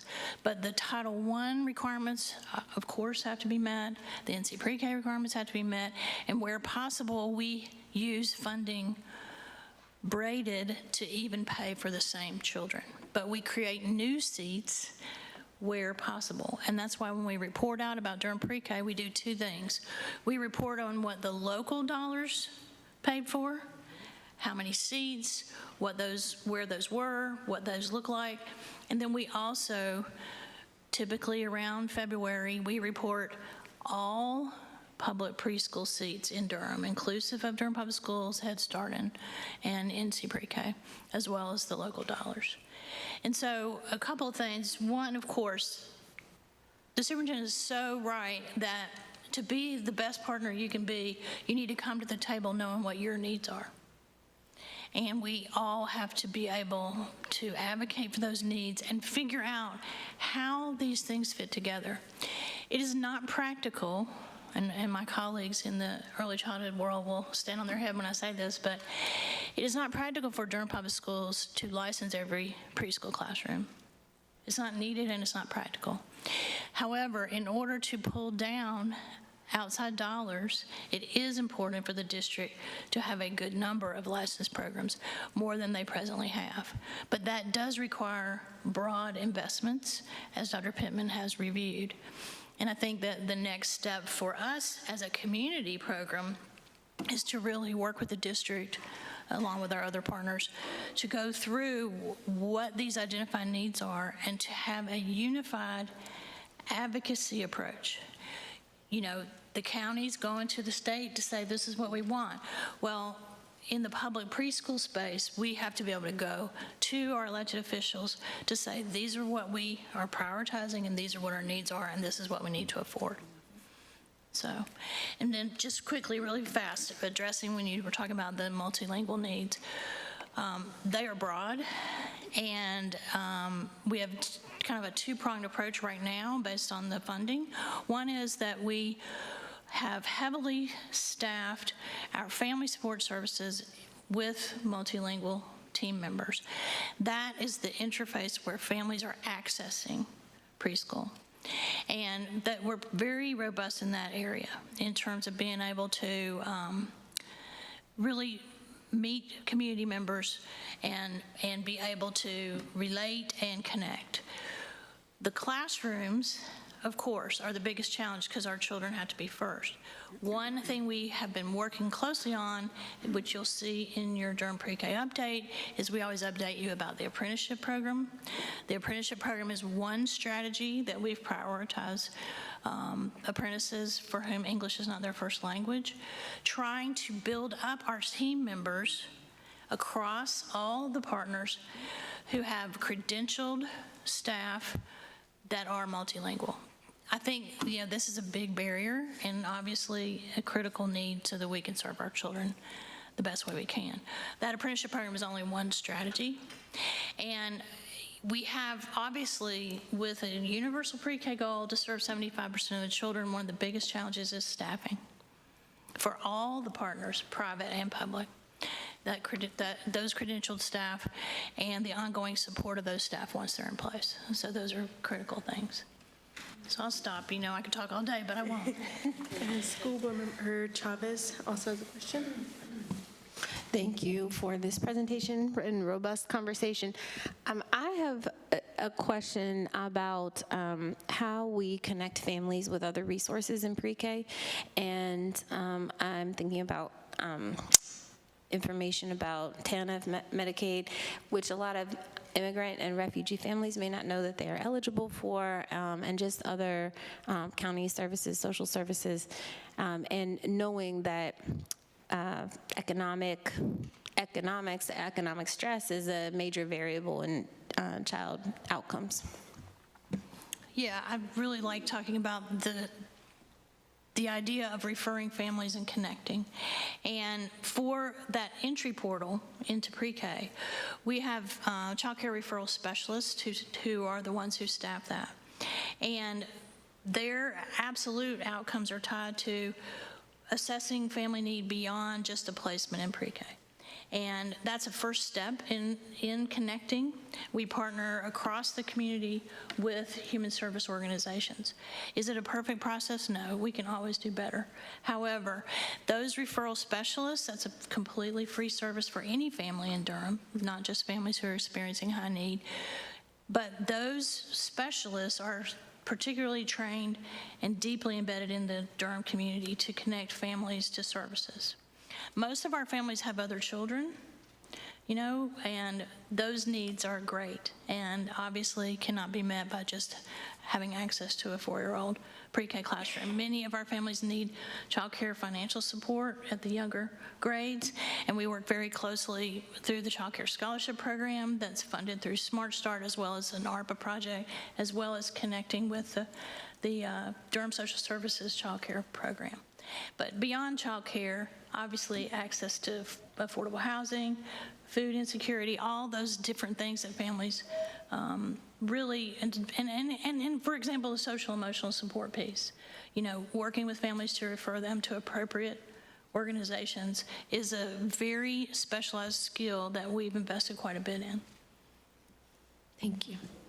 And to School Board Member Chavez's point, also love to see how the school board and early education is tying in with our own Immigrant and Refugee Services Coordinator, Nayo, who is in our cooperative extension, because that's a really big focus of his work, is connecting our immigrant and refugee communities to services and resources. Any more questions before we start the pre-K data sharing? School Board Member Fire? Yeah, just a quick question, because I always think this is the state's responsibility. Like if Oklahoma could do it, certainly North Carolina should and needs to step up. Is this in you all's legislative document? Is there a priority around pre-K or funding in that already? It's interesting, because I was going to say we should ask Linda to advise us. Okay, because it isn't, it should be. Yeah. And I think I saw Deborah had to just step out, but she was, Yeah, I'll send you an email. Okay. The North Carolina Child Care Commission, they have an agenda that you could review, just consider whether you would want to support. Perfect. Maybe there's actually Some synergy. Okay. Then I'll let you do your presentation. Well, you'll be relieved to know it's quick. Because, again, we know that I can talk all day about this. And I really appreciate and am in awe of the fact that you allow time to really talk about these issues. But thank you to Dr. Pittman for asking me just to briefly touch on where we are. I'm very excited to share that we have made some great progress because this is a very complex issue. Being able, I come before you as a storyteller. It is our job to tell the story of our children and families. Those 4-year-olds in our public preschool, we need to be accountable to the community for how much this costs, and we need to show those benefits, because we can all talk about all day about how the research really stands and shows the benefits, but we have to make it meaningful for our citizens and tell that story for children. So I already mentioned again that we have the 75% goal. Just to remind you where we are, as we enter this school year, we will hit the 42% mark, which, for some that may sound like a discouraging number, but for those of us who've been doing this a long time, it's phenomenal. The growth has been amazing over the last 10 years. In particular, the last 5, since the county made such a large investment. So quickly, what this data sharing means is, we have key players at the table, Durham Public School being the largest, obviously, but our Head Start program, run by Families and Community Rising, Durham's Partnership for Children as the lead agency for NC Pre-K, and then our overall local Durham Pre-K investment. We need to tell that story, and student progress presently in the 4-year-old classroom is recorded in Durham Pre-K, NC Pre-K, Head Start, and Durham Public School classrooms in a database, a teaching strategies goal database. It's a common database across all systems. And there are numerous reports that provide insight into language and literacy development. Now, let me first say, this Durham Pre-K is not funded for a comprehensive chronological research review. That is a very expensive endeavor, and that is not funded at this point. What we have done is built a program based on evidence-based strategies that are grounded in the research, and we hold the programs accountable to those. But we need to tell our story, and we want to do it as efficiently and as cost-effectively as possible. And so because we know that every program is presently recording into Teaching Strategies Gold, we've come together to say, hey, let's take advantage so that we can tell the story. So this summer, we had a large meeting with a variety of folks from the different partners, and then we've had some additional breakout, smaller group meetings to really dive into the needs and to the next steps. So the reality is there's a lot of paperwork and rules, and we want to assure that we are in compliance with all of the FERPA guidelines, the Federal Educational Rights and Privacy Act, of course. But we also know that with each partner, we have to have memoranda of agreements with each individual partner agency, and in particular with DPS. And those agreements will be around really narrowing and assuring that we have pulled de-identified student data. Okay, so we want to develop a plan for data sharing across all the agencies, and the desires to report to the community about the progress being made by our 4-year-olds in the public preschool as a whole, not grouping by site or classroom. Okay, now some people, would say immediately, well, why? We want to acknowledge the limitations of this available data. Okay, so a different kind of evaluation would be a different endeavor. This is taking advantage of what our teachers are already doing and the training they've already been receiving on entering this information correctly and for each child on a regular basis. So we want to look at the pre-K participants as compared to widely held expectations for preschool-age children. Okay, so to be clear, all of the agencies are coming together to have a common agreements about what data will be pulled and what will be reported on.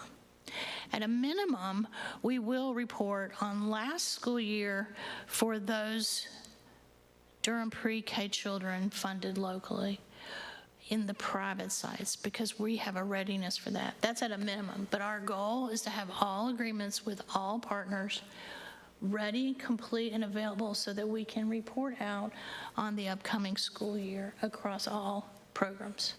If we're able to go backwards to 23, 24, we will, but absolutely our goal is to assure that we're reporting through 24, 25.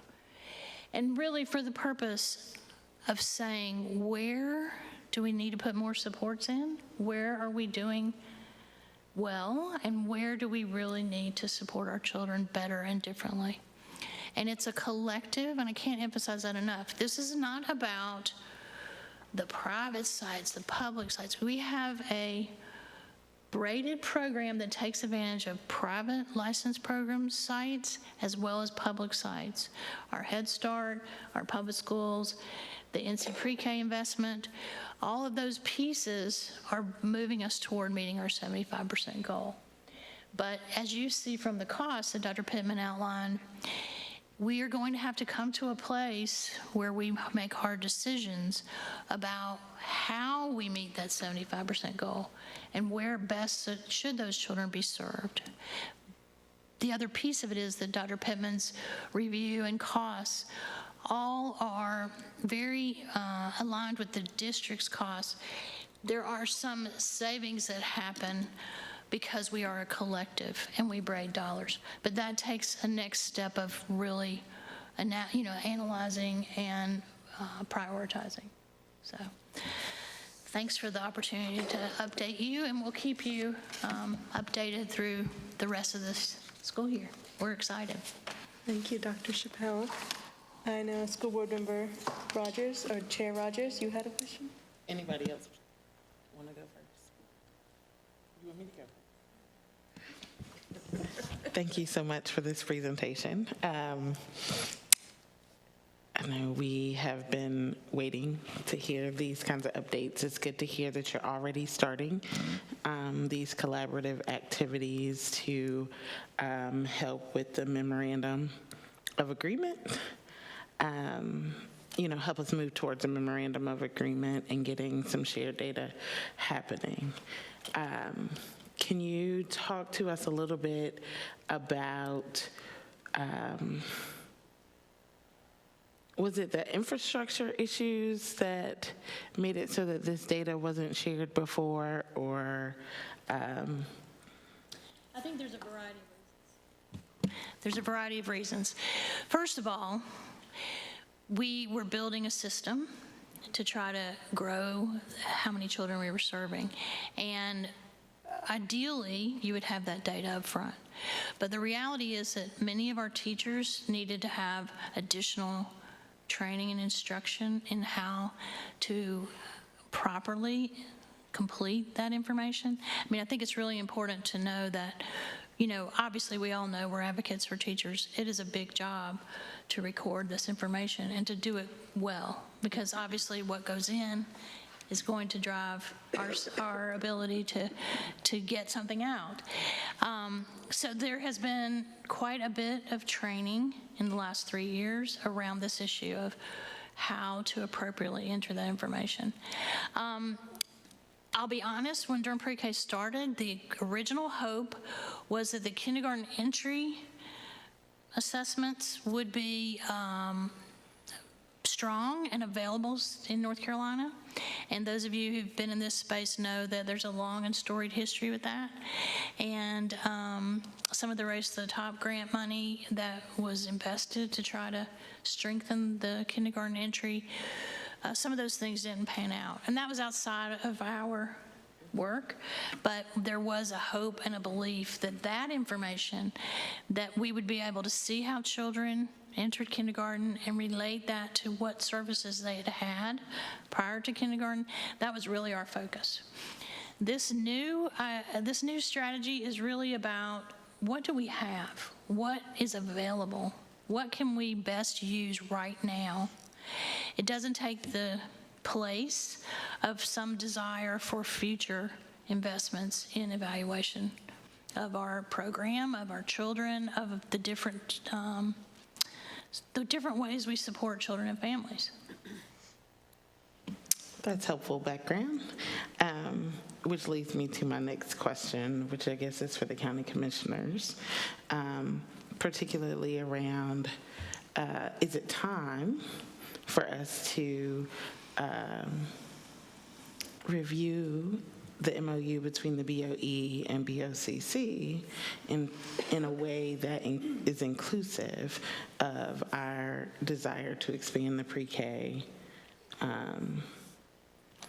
support in Durham Public Schools. It sort of codifies it there so that that's not particularly an ask every, it would be an ask every budget year, but we are all aligned about the intentions of expanding with a deadline that includes what the county would hope to invest if we were to stay on schedule with this expansion, or a timeline of investment, particularly in a way that puts students first, that we don't necessarily see in the MOU right now. Just something to think about, not something to move right now, just if this is a partnership, that should be codified as part of that MOU.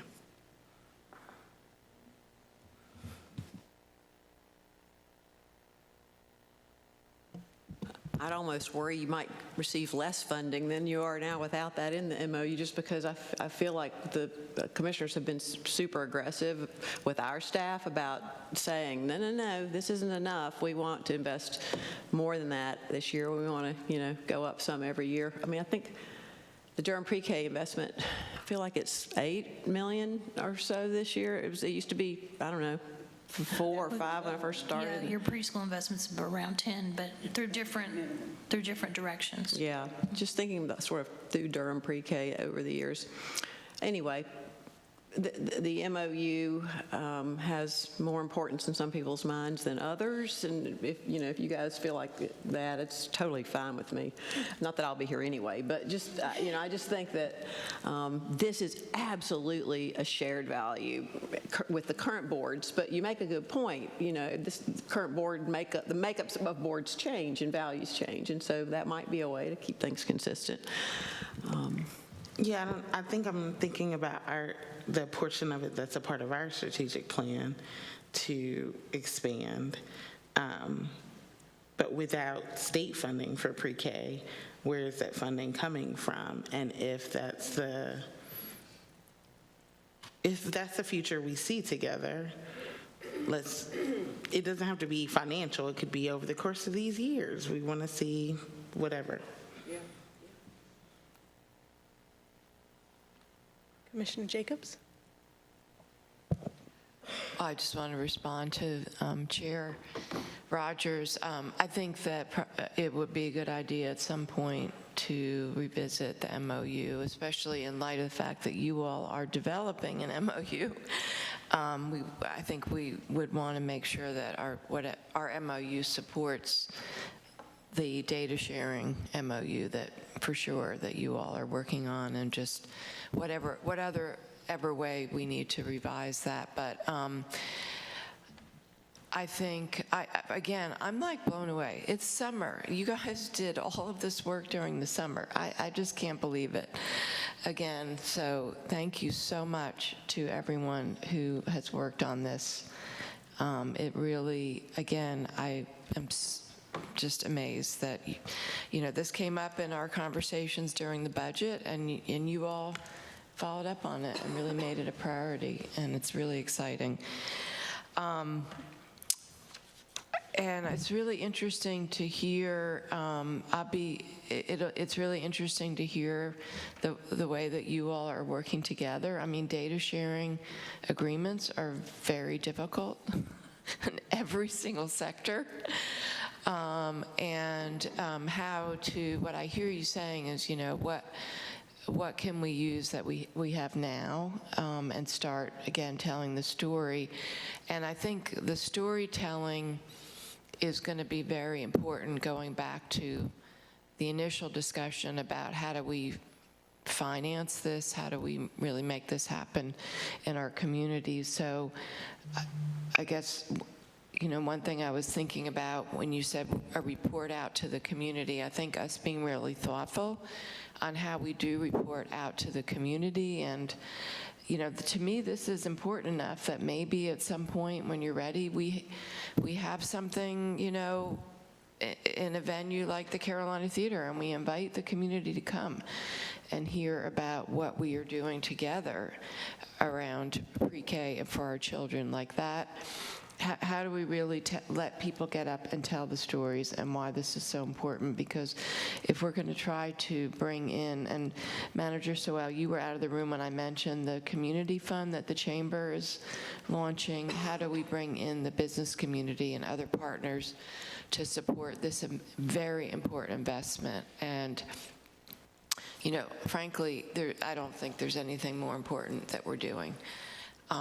Everything we know is around the upstream investments, and as much as we can at some point measure the impact, to Vice Chair, your comments about how the data that we have, where kids are coming from, and then where are they going afterwards, because there are some stakeholders that want to know, okay, what are we getting for this investment? What is the return on investment? And so You know, I know it's expensive, but if it can save us money down the road with,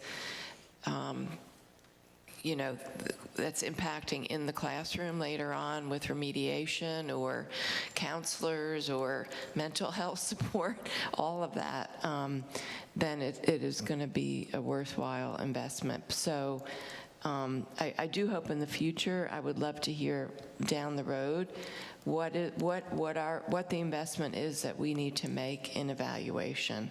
That's what I hear you saying. We don't have those tools, but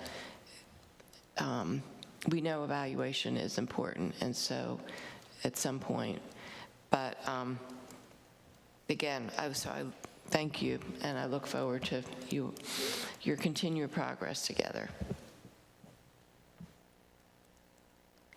Any further questions? No? Thank you so much, Dr. Chevelle, Dr. Pittman, Mr. Palmer. Now, before we move to our last item, since we have quorum now, just want to revisit and entertain a motion to approve the minutes. So moved. Okay. Moved by Commissioner Carter. Second. Seconded by Chair Rogers. All in favor say aye. Aye. Any opposed? Okay, the minutes are passed unanimously. Now, returning to our presentations, we have the salary finance update from DPS. And we have Dr. Alvera. I'm going to do it. Okay. Yeah, so we kept it shorter, anticipating the conversations we'd have earlier, and actually as a function of where we are right now, because we're still not quite done. So. All right, so for today, these next few minutes, we want to provide an overview of where we are in our final budget allocations, in particular with regards to salary updates. We're going to talk about some deferred needs again and some plans moving forward on that, because I know those are on everybody's mind, and then the timeline for the implementation of some of this work. And then obviously engage with everyone at the table around any questions, comments that you may have. So with regards to our budget allocations, we've seen this chart in many different ways. This is the final one of where we are, where we've broken out really the changes from the last couple of years to where we are now, and we've included all the different sources of funding. So the general fund budget DPS increase, which ended up being $20 million. This is the local piece with the commissioners. The $6 million from the ARPA and the pre-K support at 716 for a total between the general fund and ARPA of the $27.3 million that we've been talking about, which was about 300 shy of the ask. A tremendous investment from the county in the public school system. Gratitude in all capital letters and exclamation points and fireworks going off around it all at the same time. So there. And really, what this does to advance the work and the priorities that were presented to the county and to our public is just tremendous. So incredibly thankful.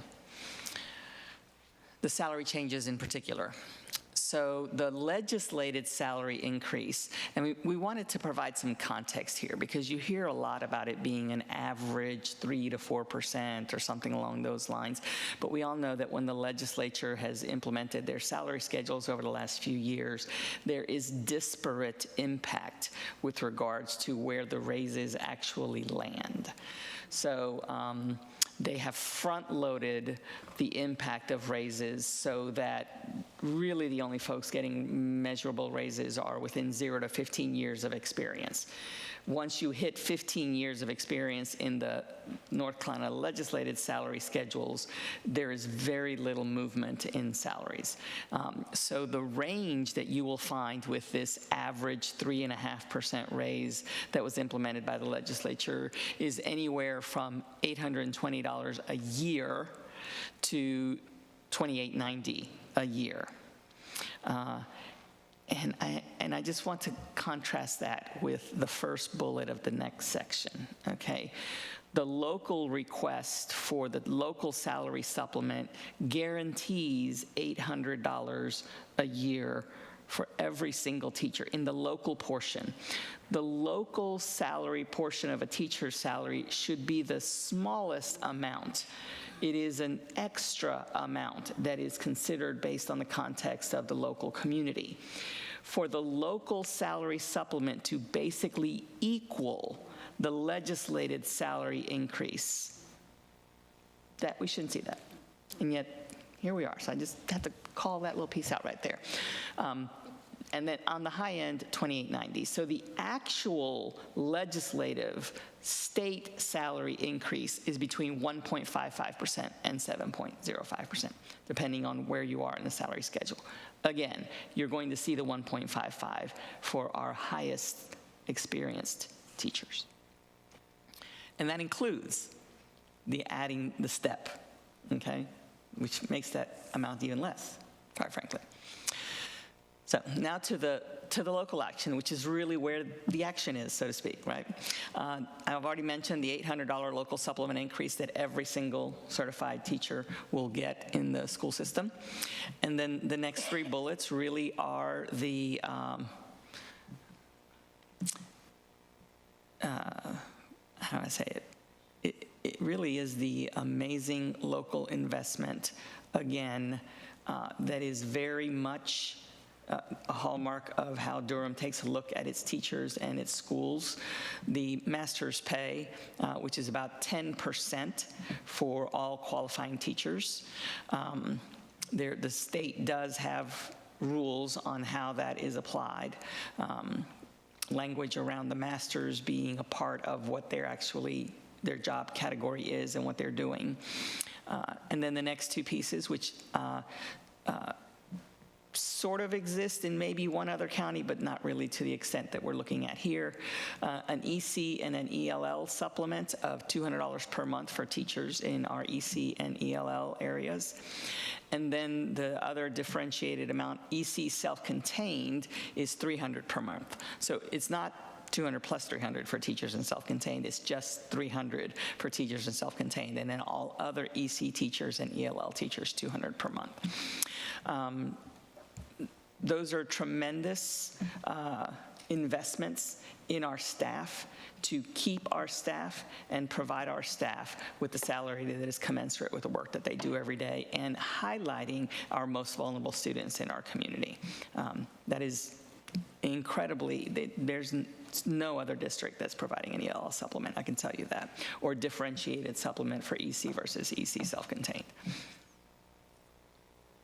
So our next steps here with classified staff. We will look to implement the salary schedules that were developed by the comptroller with credit 4 years of experience. So those salary schedules are available on our website in a couple of different places, in board meetings. You will recall that those schedules set a min and a max for different job categories. We did implement for all of our staff, classified staff, we sent them at the end of the school year a projected salary letter, basically, a tool, a projected salary tool, which showed them what was your 22-23 salary, or what was it for your position if you weren't in that role.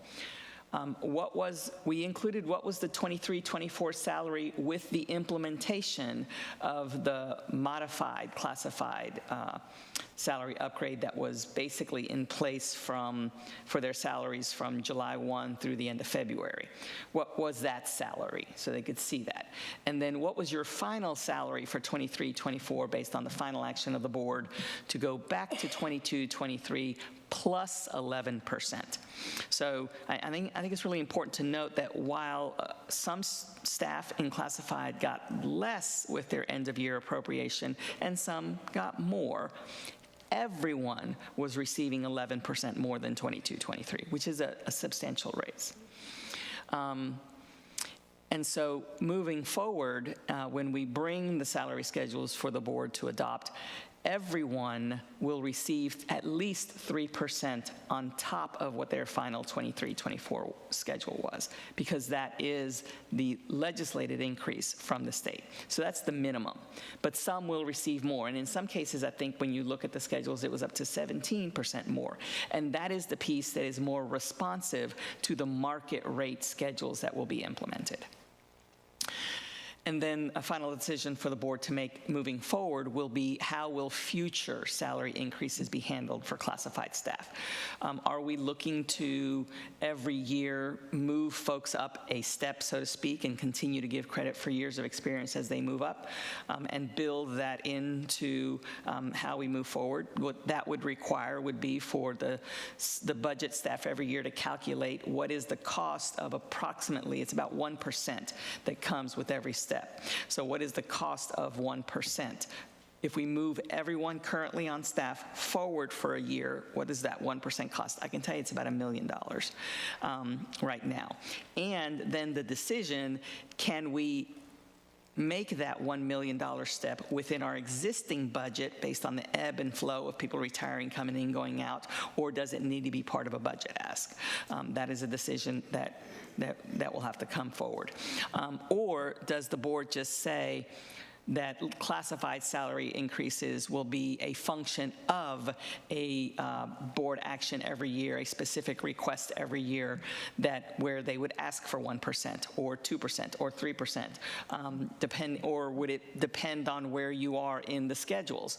For example, I think I've mentioned in the last meeting that the implementation of these salary schedules, which are market rate responsive, is not the same as the conversation around a living wage, right? So should the board instead focus on maybe living wage increases and what that means at really the bottom of the salary schedules, and then what impact that has all the way through the salary schedules moving forward? Is that a different way for the board to look at salary increases moving forward for classified staff? So that's a future discussion to be held. But again, it would be important to note that there's a minimum 3% increase coming for all classified staff, and some will be more based on where they land on the market rate responsive salary schedules. I mentioned the capital needs. We've talked about these a little bit as well. We're talking about $25 or $30 million really that is needed over the next few years, and that number will change and likely increase as we move forward in our buildings and facilities age. And they are in 3 categories, primarily HVAC and life cycle repairs and replacements. It is why you saw an additional $1.5 million request in our yearly appropriations for these needs. The commissioners responded through diversified funding, which was actually providing $2 million additional, which is more than we asked for. Again, unheard of. Thank you very much. Safety and security needs that are related to fire safety, we've talked about those as well. A couple of schools that we have on fire watch, and a couple of schools where we really need to update our controls in order to properly ensure safety in our schools. And then equipment and repair needs that are related to the community eligibility provision, CEP implementation. Moving to school district-wide CEP is a fabulous opportunity for our families, our students, to receive free breakfast, free lunch every single day, every single student in every single school. Tremendous, again, commitment to how we serve our students in our schools. But there are some deferred equipment and repair needs that are kind of running right alongside that commitment that have been deferred for a number of years. And if we really are going to increase the number of students that are accessing breakfast and lunch every single day in school, we must begin to pay attention to that equipment and repair needs in our cafeterias. So work will begin in this area through the $8 million that have been allocated, the $2 million in capital funds, and then the $6 million in ARPA funds. We will start some work there, but another discussion that we have had with our commissioners is really, do we need to have some discussions about perhaps reallocating some of the CIP bond funds and accelerating some of these needs through that funding, because the CIP funds go across multiple years, quite frankly, even into the next potential bond that we're going to have in terms of when planning and work actually begins on schools. So do we phase that out differently to incorporate this need in there? And that's to come as well with the board looking at how to make a decision there. So some next steps. We are looking for our board to approve the new salary schedules for certified and classified staff by the end of August. We were hopeful we could do it this week, but it's not going to happen this week. It'll probably need to happen at the second board meeting in August. I say that, and it's important to say that because that will mean that the new salary schedules that our staff will be paid on will be implemented in their September paychecks. I know that our folks are anxiously awaiting whatever that raise is, and we were hopeful to try to get it into their August paychecks, but not approving them until later in August, you just don't have time to implement it for the August paychecks. So they'll be implemented in the September paychecks. And I'll just say, that's actually earlier than it usually is, because it usually doesn't happen until the end of October. We're going to try to get it in place for the end of September. A couple of factors that are necessary there. There are some districts in the state of North Carolina that have already implemented new salary schedules. And I will just say that those districts did not have a $27 million local infusion that impacts local supplement, EC teachers, ELL teachers, master's pay, and a whole new classified salary schedule. So getting those numbers right, getting those allocations correct, making sure that we have identified the teachers that are eligible and who will receive the EC and ELL supplements is critically important to get that right as we move forward. We have surveys out right now to make sure that we are capturing all of those folks. Master's pay in particular, they've not had to add their master's to their license for the last 10 years. If they weren't going to get paid for it, there was no reason to pay $65 to add it to your license. And so we can't rely on pulling licenses to make sure that we know who the folks are that are eligible. So we're asking teachers, tell us, so that we can sort of bi-directionally do it. We can pull masters and see who has them, but because that's not a fail-safe way to do it, we are asking teachers as well to let us know so that we can verify that they are eligible and try to get that list right. We are going to wait to do any retroactive payments until October. I think it's important to make sure we've got the full salary correct before trying to do retro payments. So retro payments would be processed for the next month, and they would be retro to all eligible staff to July 1. And it would actually only be 2 months that you would be retroing July and August because their September paycheck would already be correct, and then their October paycheck and moving forward will all be correct. So you'd be retroing for 2 months, July and August. And then after that, or alongside that, the Board of Education would approve its final budget resolution for fiscal year 25. And it's important that this happen after we've implemented the salary schedules so you have a clear indication of what the financial impact is of those new salaries in the budget resolution that the board would adopt. So that is the timeline that we are looking at moving forward. And I think that was it for me. Happy to answer any questions. Thank you, Superintendent Moore. And just a quick note, I mean, you can thank us, the board, all you want for the capital needs, but that really goes to our Deputy County Manager, Hager, and Budget Director, Keith Lane, and Deputy Director David and their teams that they really found that extra $2 million. The MacGyvers in the background, thank you. For those capital needs, so shout out to them. The board, are there any questions from school board members or commissioners? Commissioner Jacobs.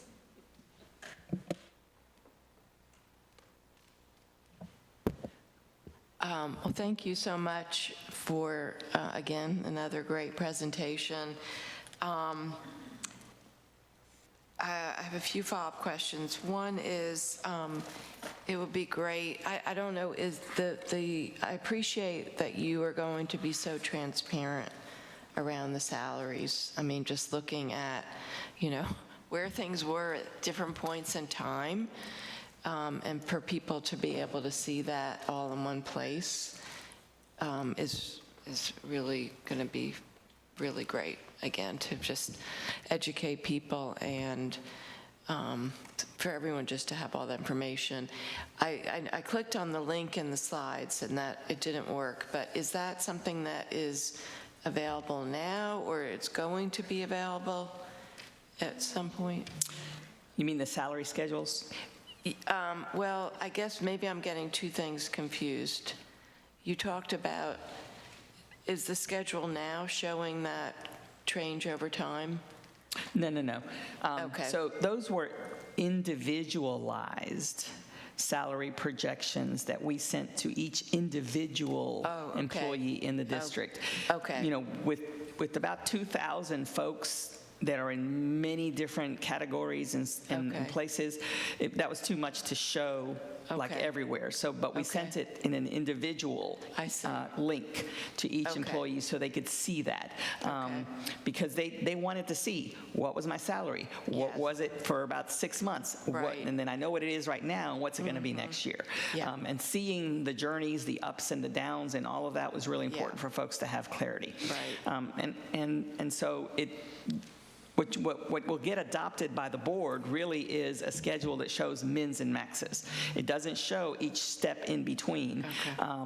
It just shows mins and maxes. And then the placement of each individual employee based on their years of experience was done within those mins and maxes. And then in the future, movement between the mins and the maxes will need to be a board decision. Okay. Do you have anything that just shows collectively what you just talked about, where the overall budget was, let's say 22, 23 for salaries, where it went at this point? I mean, maybe that doesn't even make sense, or maybe it's not even important at this point. I have to check to see whether or not the file that the comptroller developed showed sort of like an average of what the increase was for the different categories, like where I am getting the ones that are only 3% and the ones that are 17%, that sort of thing. So I think that is embedded in something that he has. I'll take a look. If you do have that, if you could share that with us. And then when the salary schedule is adopted, if you could share that with us. Okay. What is going to happen? I guess, I will just be straightforward about this. Our budget staff, we've got David Adies over here, assistant director, and our budget director have already sent us, which the county manager shared with us, given us a very big warning that we're really in uncharted territory with the county in terms of our finances now.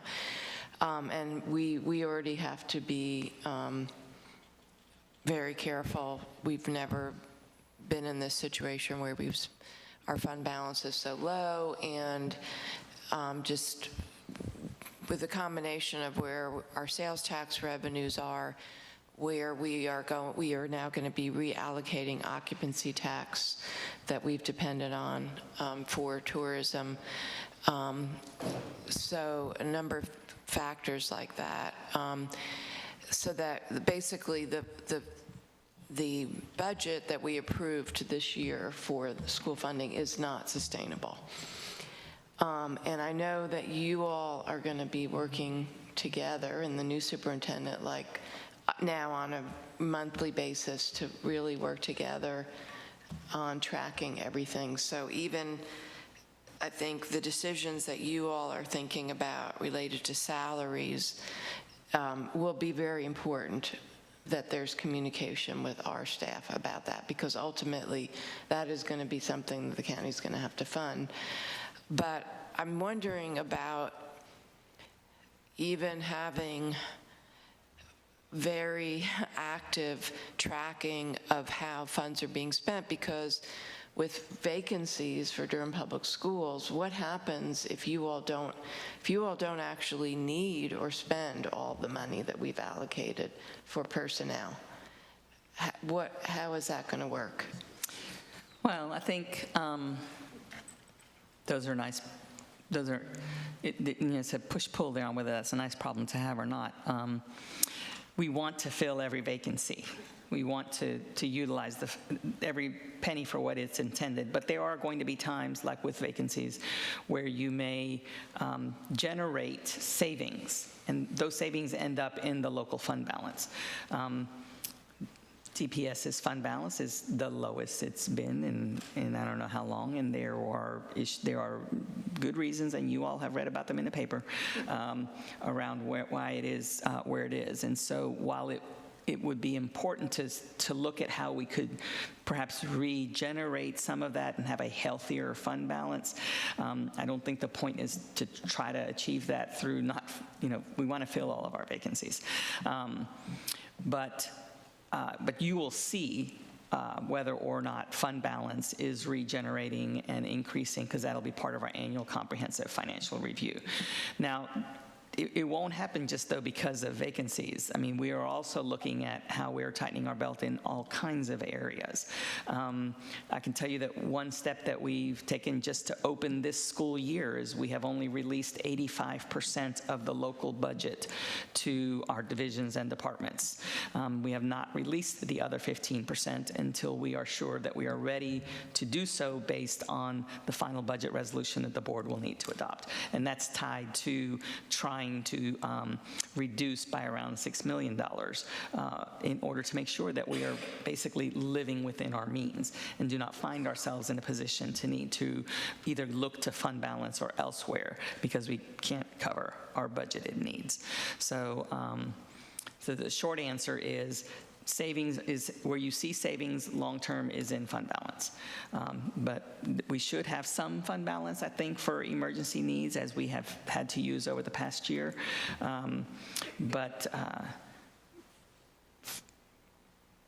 It's difficult to, I don't know that you ever intentionally increase your fund balance. It just happens because of what happens during the course of the year with budgeted funds. So. Okay, well, that's really helpful. So what I hear you saying is if there is money that is not spent because of vacancies, we'll see that reflected in increases in the fund balance, basically. Correct. Okay. Yeah, and another question I have, which you started to address, is I know you, and this will be a lot with the new superintendent coming in, but you spoke a lot during the budget process about the need to implement for the Board of Education to adopt some financial management policies or fiscal policies, or just some, and you just referred to one of them, really. But I think it would be helpful in the future for us to know, whenever you all adopt them or whatever, to just learn about what are different new changes or structures or policies that you all put into place in the future around that. Well, I can start with a couple of things. Next week, all of our school-based treasurers, bookkeepers, will attend 2 days of training to sort of set some, and it's training provided by the North Carolina Association of School Business Professionals, NCASBO, to have a foundation around all of our bookkeepers receiving training around the laws, best practices, et cetera, that are how you manage school funds. We've not engaged in that level of training with every single one of our bookkeepers in a while anyway.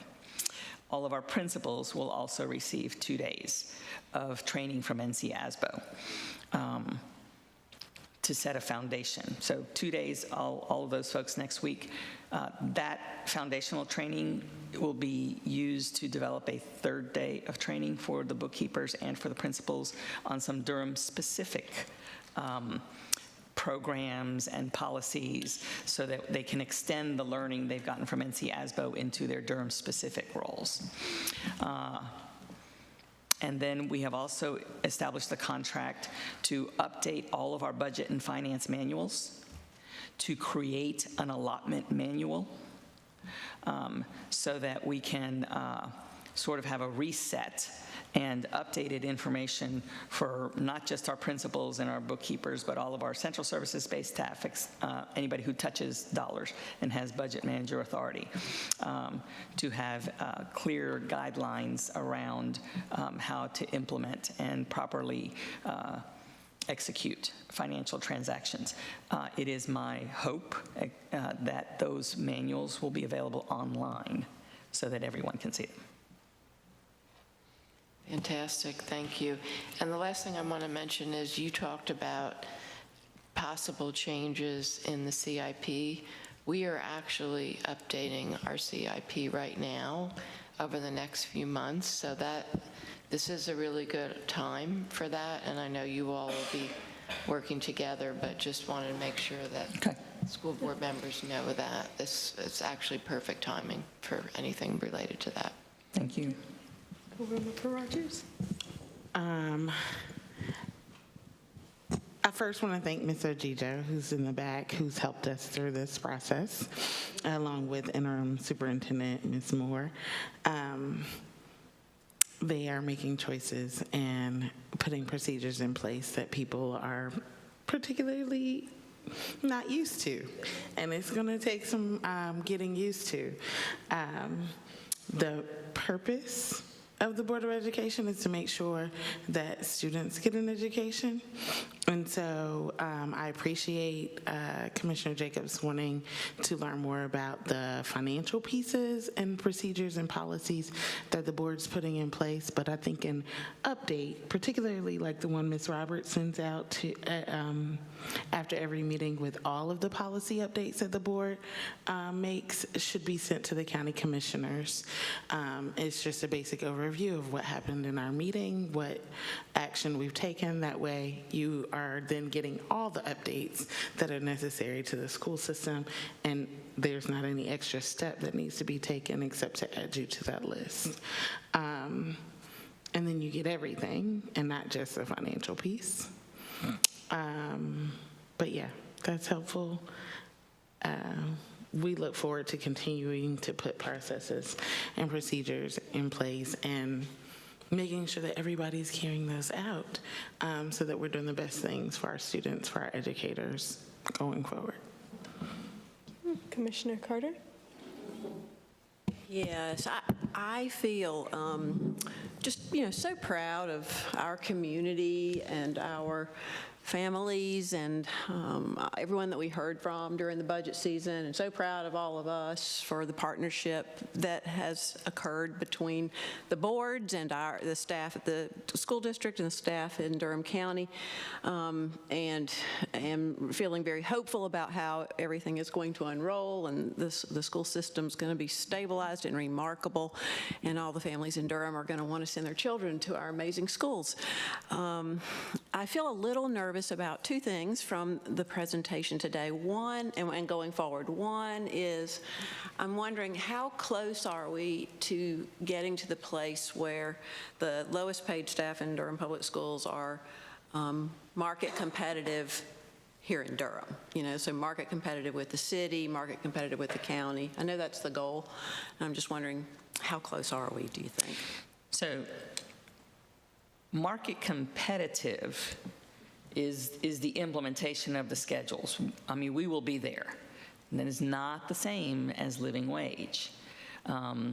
So like an IA salary will be market competitive with IA on any of the districts that surround here or in North Carolina. But an IA salary is not a living wage. And so, I do understand the difference you're making, the distinction there. I guess what I'm really asking is, the lowest paid employee in Durham Public Schools, will that person be making a little bit less than $18 an hour? A little bit less than 18. So in Durham County, our lowest paid employee is making 19 something, 75 or? It was 19, I think it went up to. Thanks. And I think the city may have even gone up a little higher. And so I look at that as our real market, to be sure that all of our locally paid employees, it started in 20 years ago, the city, the school district, and the county all said we're all paying a living wage. We have living wage policies. And so I guess now I just hope that the city, the county, and the school system, and in particular the county and, and DPS, locally paid staff, will all be making the same lowest minimum wage. It just needs to be competitive across all three governmental bodies. And we're not quite there. And so hopefully, this movement towards having the DPS lowest wage salary be benchmarked against the county salary will continue. We're getting closer, and hopefully that will continue. The other thing I'm feeling a little nervous about is related to all the capital needs that are within the system. And the possibility of needing to reallocate some of the CIP bond funds for needs that we know are very real and very true and very pervasive, at the same time that the cost of capital construction is going up, the increases that we've seen with all of the current projects. And so the current bond-funded project dollars aren't going to go as far. And so just, how is that going to all be managed? And you said that the board's going to be discussing that. But I feel nervous about it. And I don't know what else to say. I think it is. These are all hard decisions. And I just, I had the advantage of being a short timer with the ability to elevate some things and start some public discussions without necessarily figuring out what the resolution is, the final resolution. But as I got into the whole budget development process, it was clear we need to elevate these things so that folks are aware. And I'll tell you that even, I won't be a part of planning it, I do think that as you look to whatever your next bond campaign is, whenever it is, how to intentionally include not just renovated buildings or brand new school buildings, but some of these other capital needs and life cycle needs in a more intentional, substantive way will be very important. Commissioner Carter, I'd like to ask, has there been a calculation of what it would cost in local funding to get DPS to? Yeah, that would be ours to do, not the commissioners probably. So, but and let me just say, how we would do it might not be the way the commissioners would do it. This is true. Yeah, I guess it is because of our policy. And so how would the commissioners help us get that in local funding? For personnel? I think staff would need to do the work of and provide a couple of scenarios. You've heard me say this as well. If we pay attention to our lowest paid employees to move them to a living wage, the best practice is to move that salary increase all the way through the salary schedule, not just at the bottom of the schedule. Otherwise, you create compression long-term that is so much harder to fix down the road. So I think what our staff in finance would do is say, okay, if we were to move to 1980 an hour, if that's where the county is at 1979, I think is what popped up on your she was, it's like right there. So if we were to go to 1979, what would that cost if we moved everyone some percentage? It doesn't have to be the same percent as 1770 something to 1920, but what if there was some percentage all the way down the line? What would that final cost be? And then start looking at how do you want to execute that. And my experience with how to execute something along those lines really was to not do it all in 1 year, but to do it in a measured approach to say, okay, what if you move $1 this year, $1 the next year, knowing that target sort of moves as you move forward. But how do you stage it over multiple years in order to get to where you want to get? And how many years is it that you want to stage it over? And that becomes really a multi-year plan around moving to a living wage and moving everyone along the lines with it. And that is done in collaboration with the county in an understanding of what that budgetary impact would be and what can be tolerated over multiple years. School Board Member Umstead and then Chavez. I want to continue a little bit of that conversation. I think we do need to think about multi-year budgeting process because I feel also by the time we move, we have to move again, right? By the time we catch up, we have to move again to make sure we're keeping up with the cost of living and inflation. So I look forward to that conversation.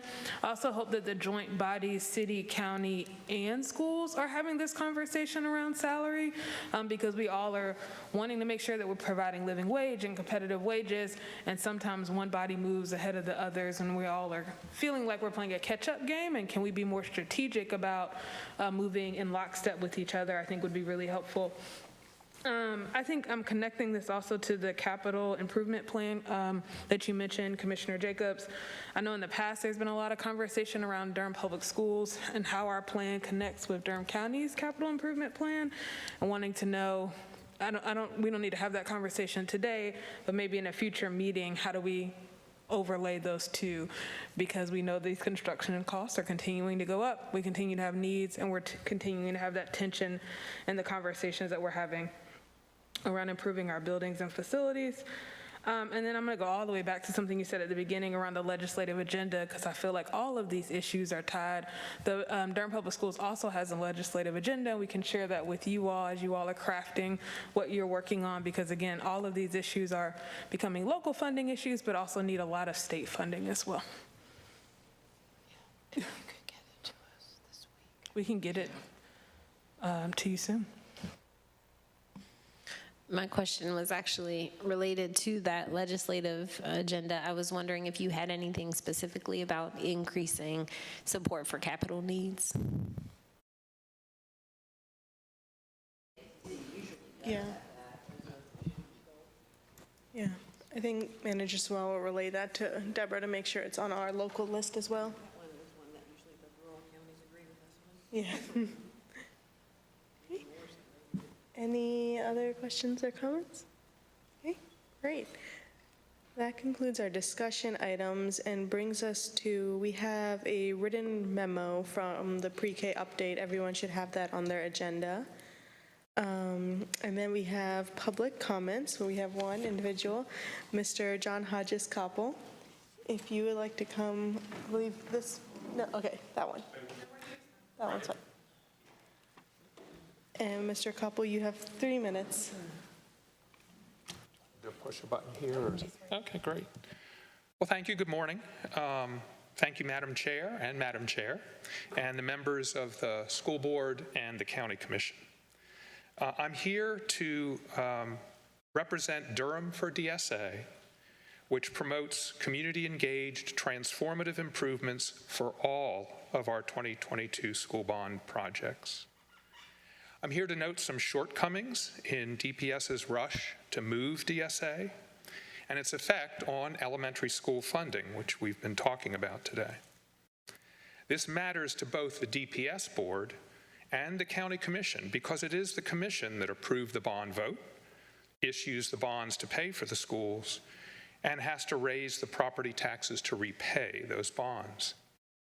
In June, we brought to DPS's attention that they hadn't begun the process required by the state to move a school, something that apparently had escaped the notice of the staff, the bond management consultant, the DSA Construction Manager at Risk Consortium, and the architectural firms working on the project.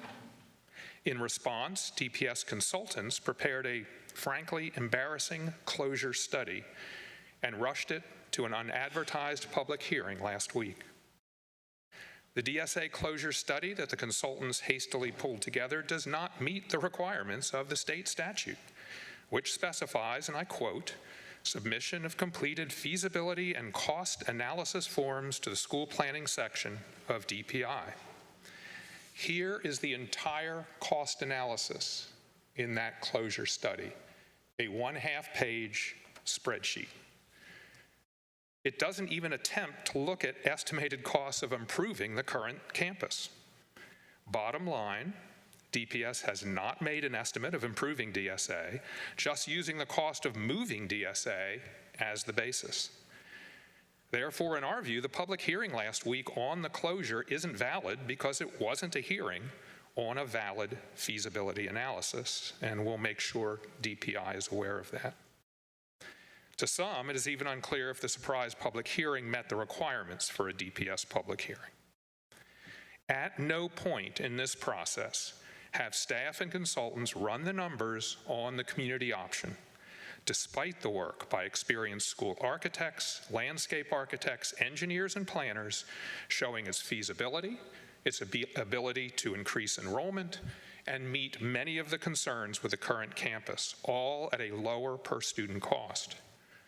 Instead, the staff and their consultants continue to defend and sell a costly path, diverting voter-approved funding from other schools as we are forced to borrow unprecedented amounts of money to build DSA at historically high interest rates, crowding out not only other school funding, but dollars that could be used for county CIP projects. And for the county commissioners, you should expect that the school board will be back each year, pleading for more funding to cover escalating operating costs to cover both the new school and existing schools. As people who have continually advocated for our public schools, Durham for DSA views last Thursday's hearing, the lack of notice, the presentation with outdated and misleading data, and the tone as lamentable. With a new superintendent and some new board members, we hope there will be a new day at DPS. Thank you. Thank you so much for coming and providing your comments.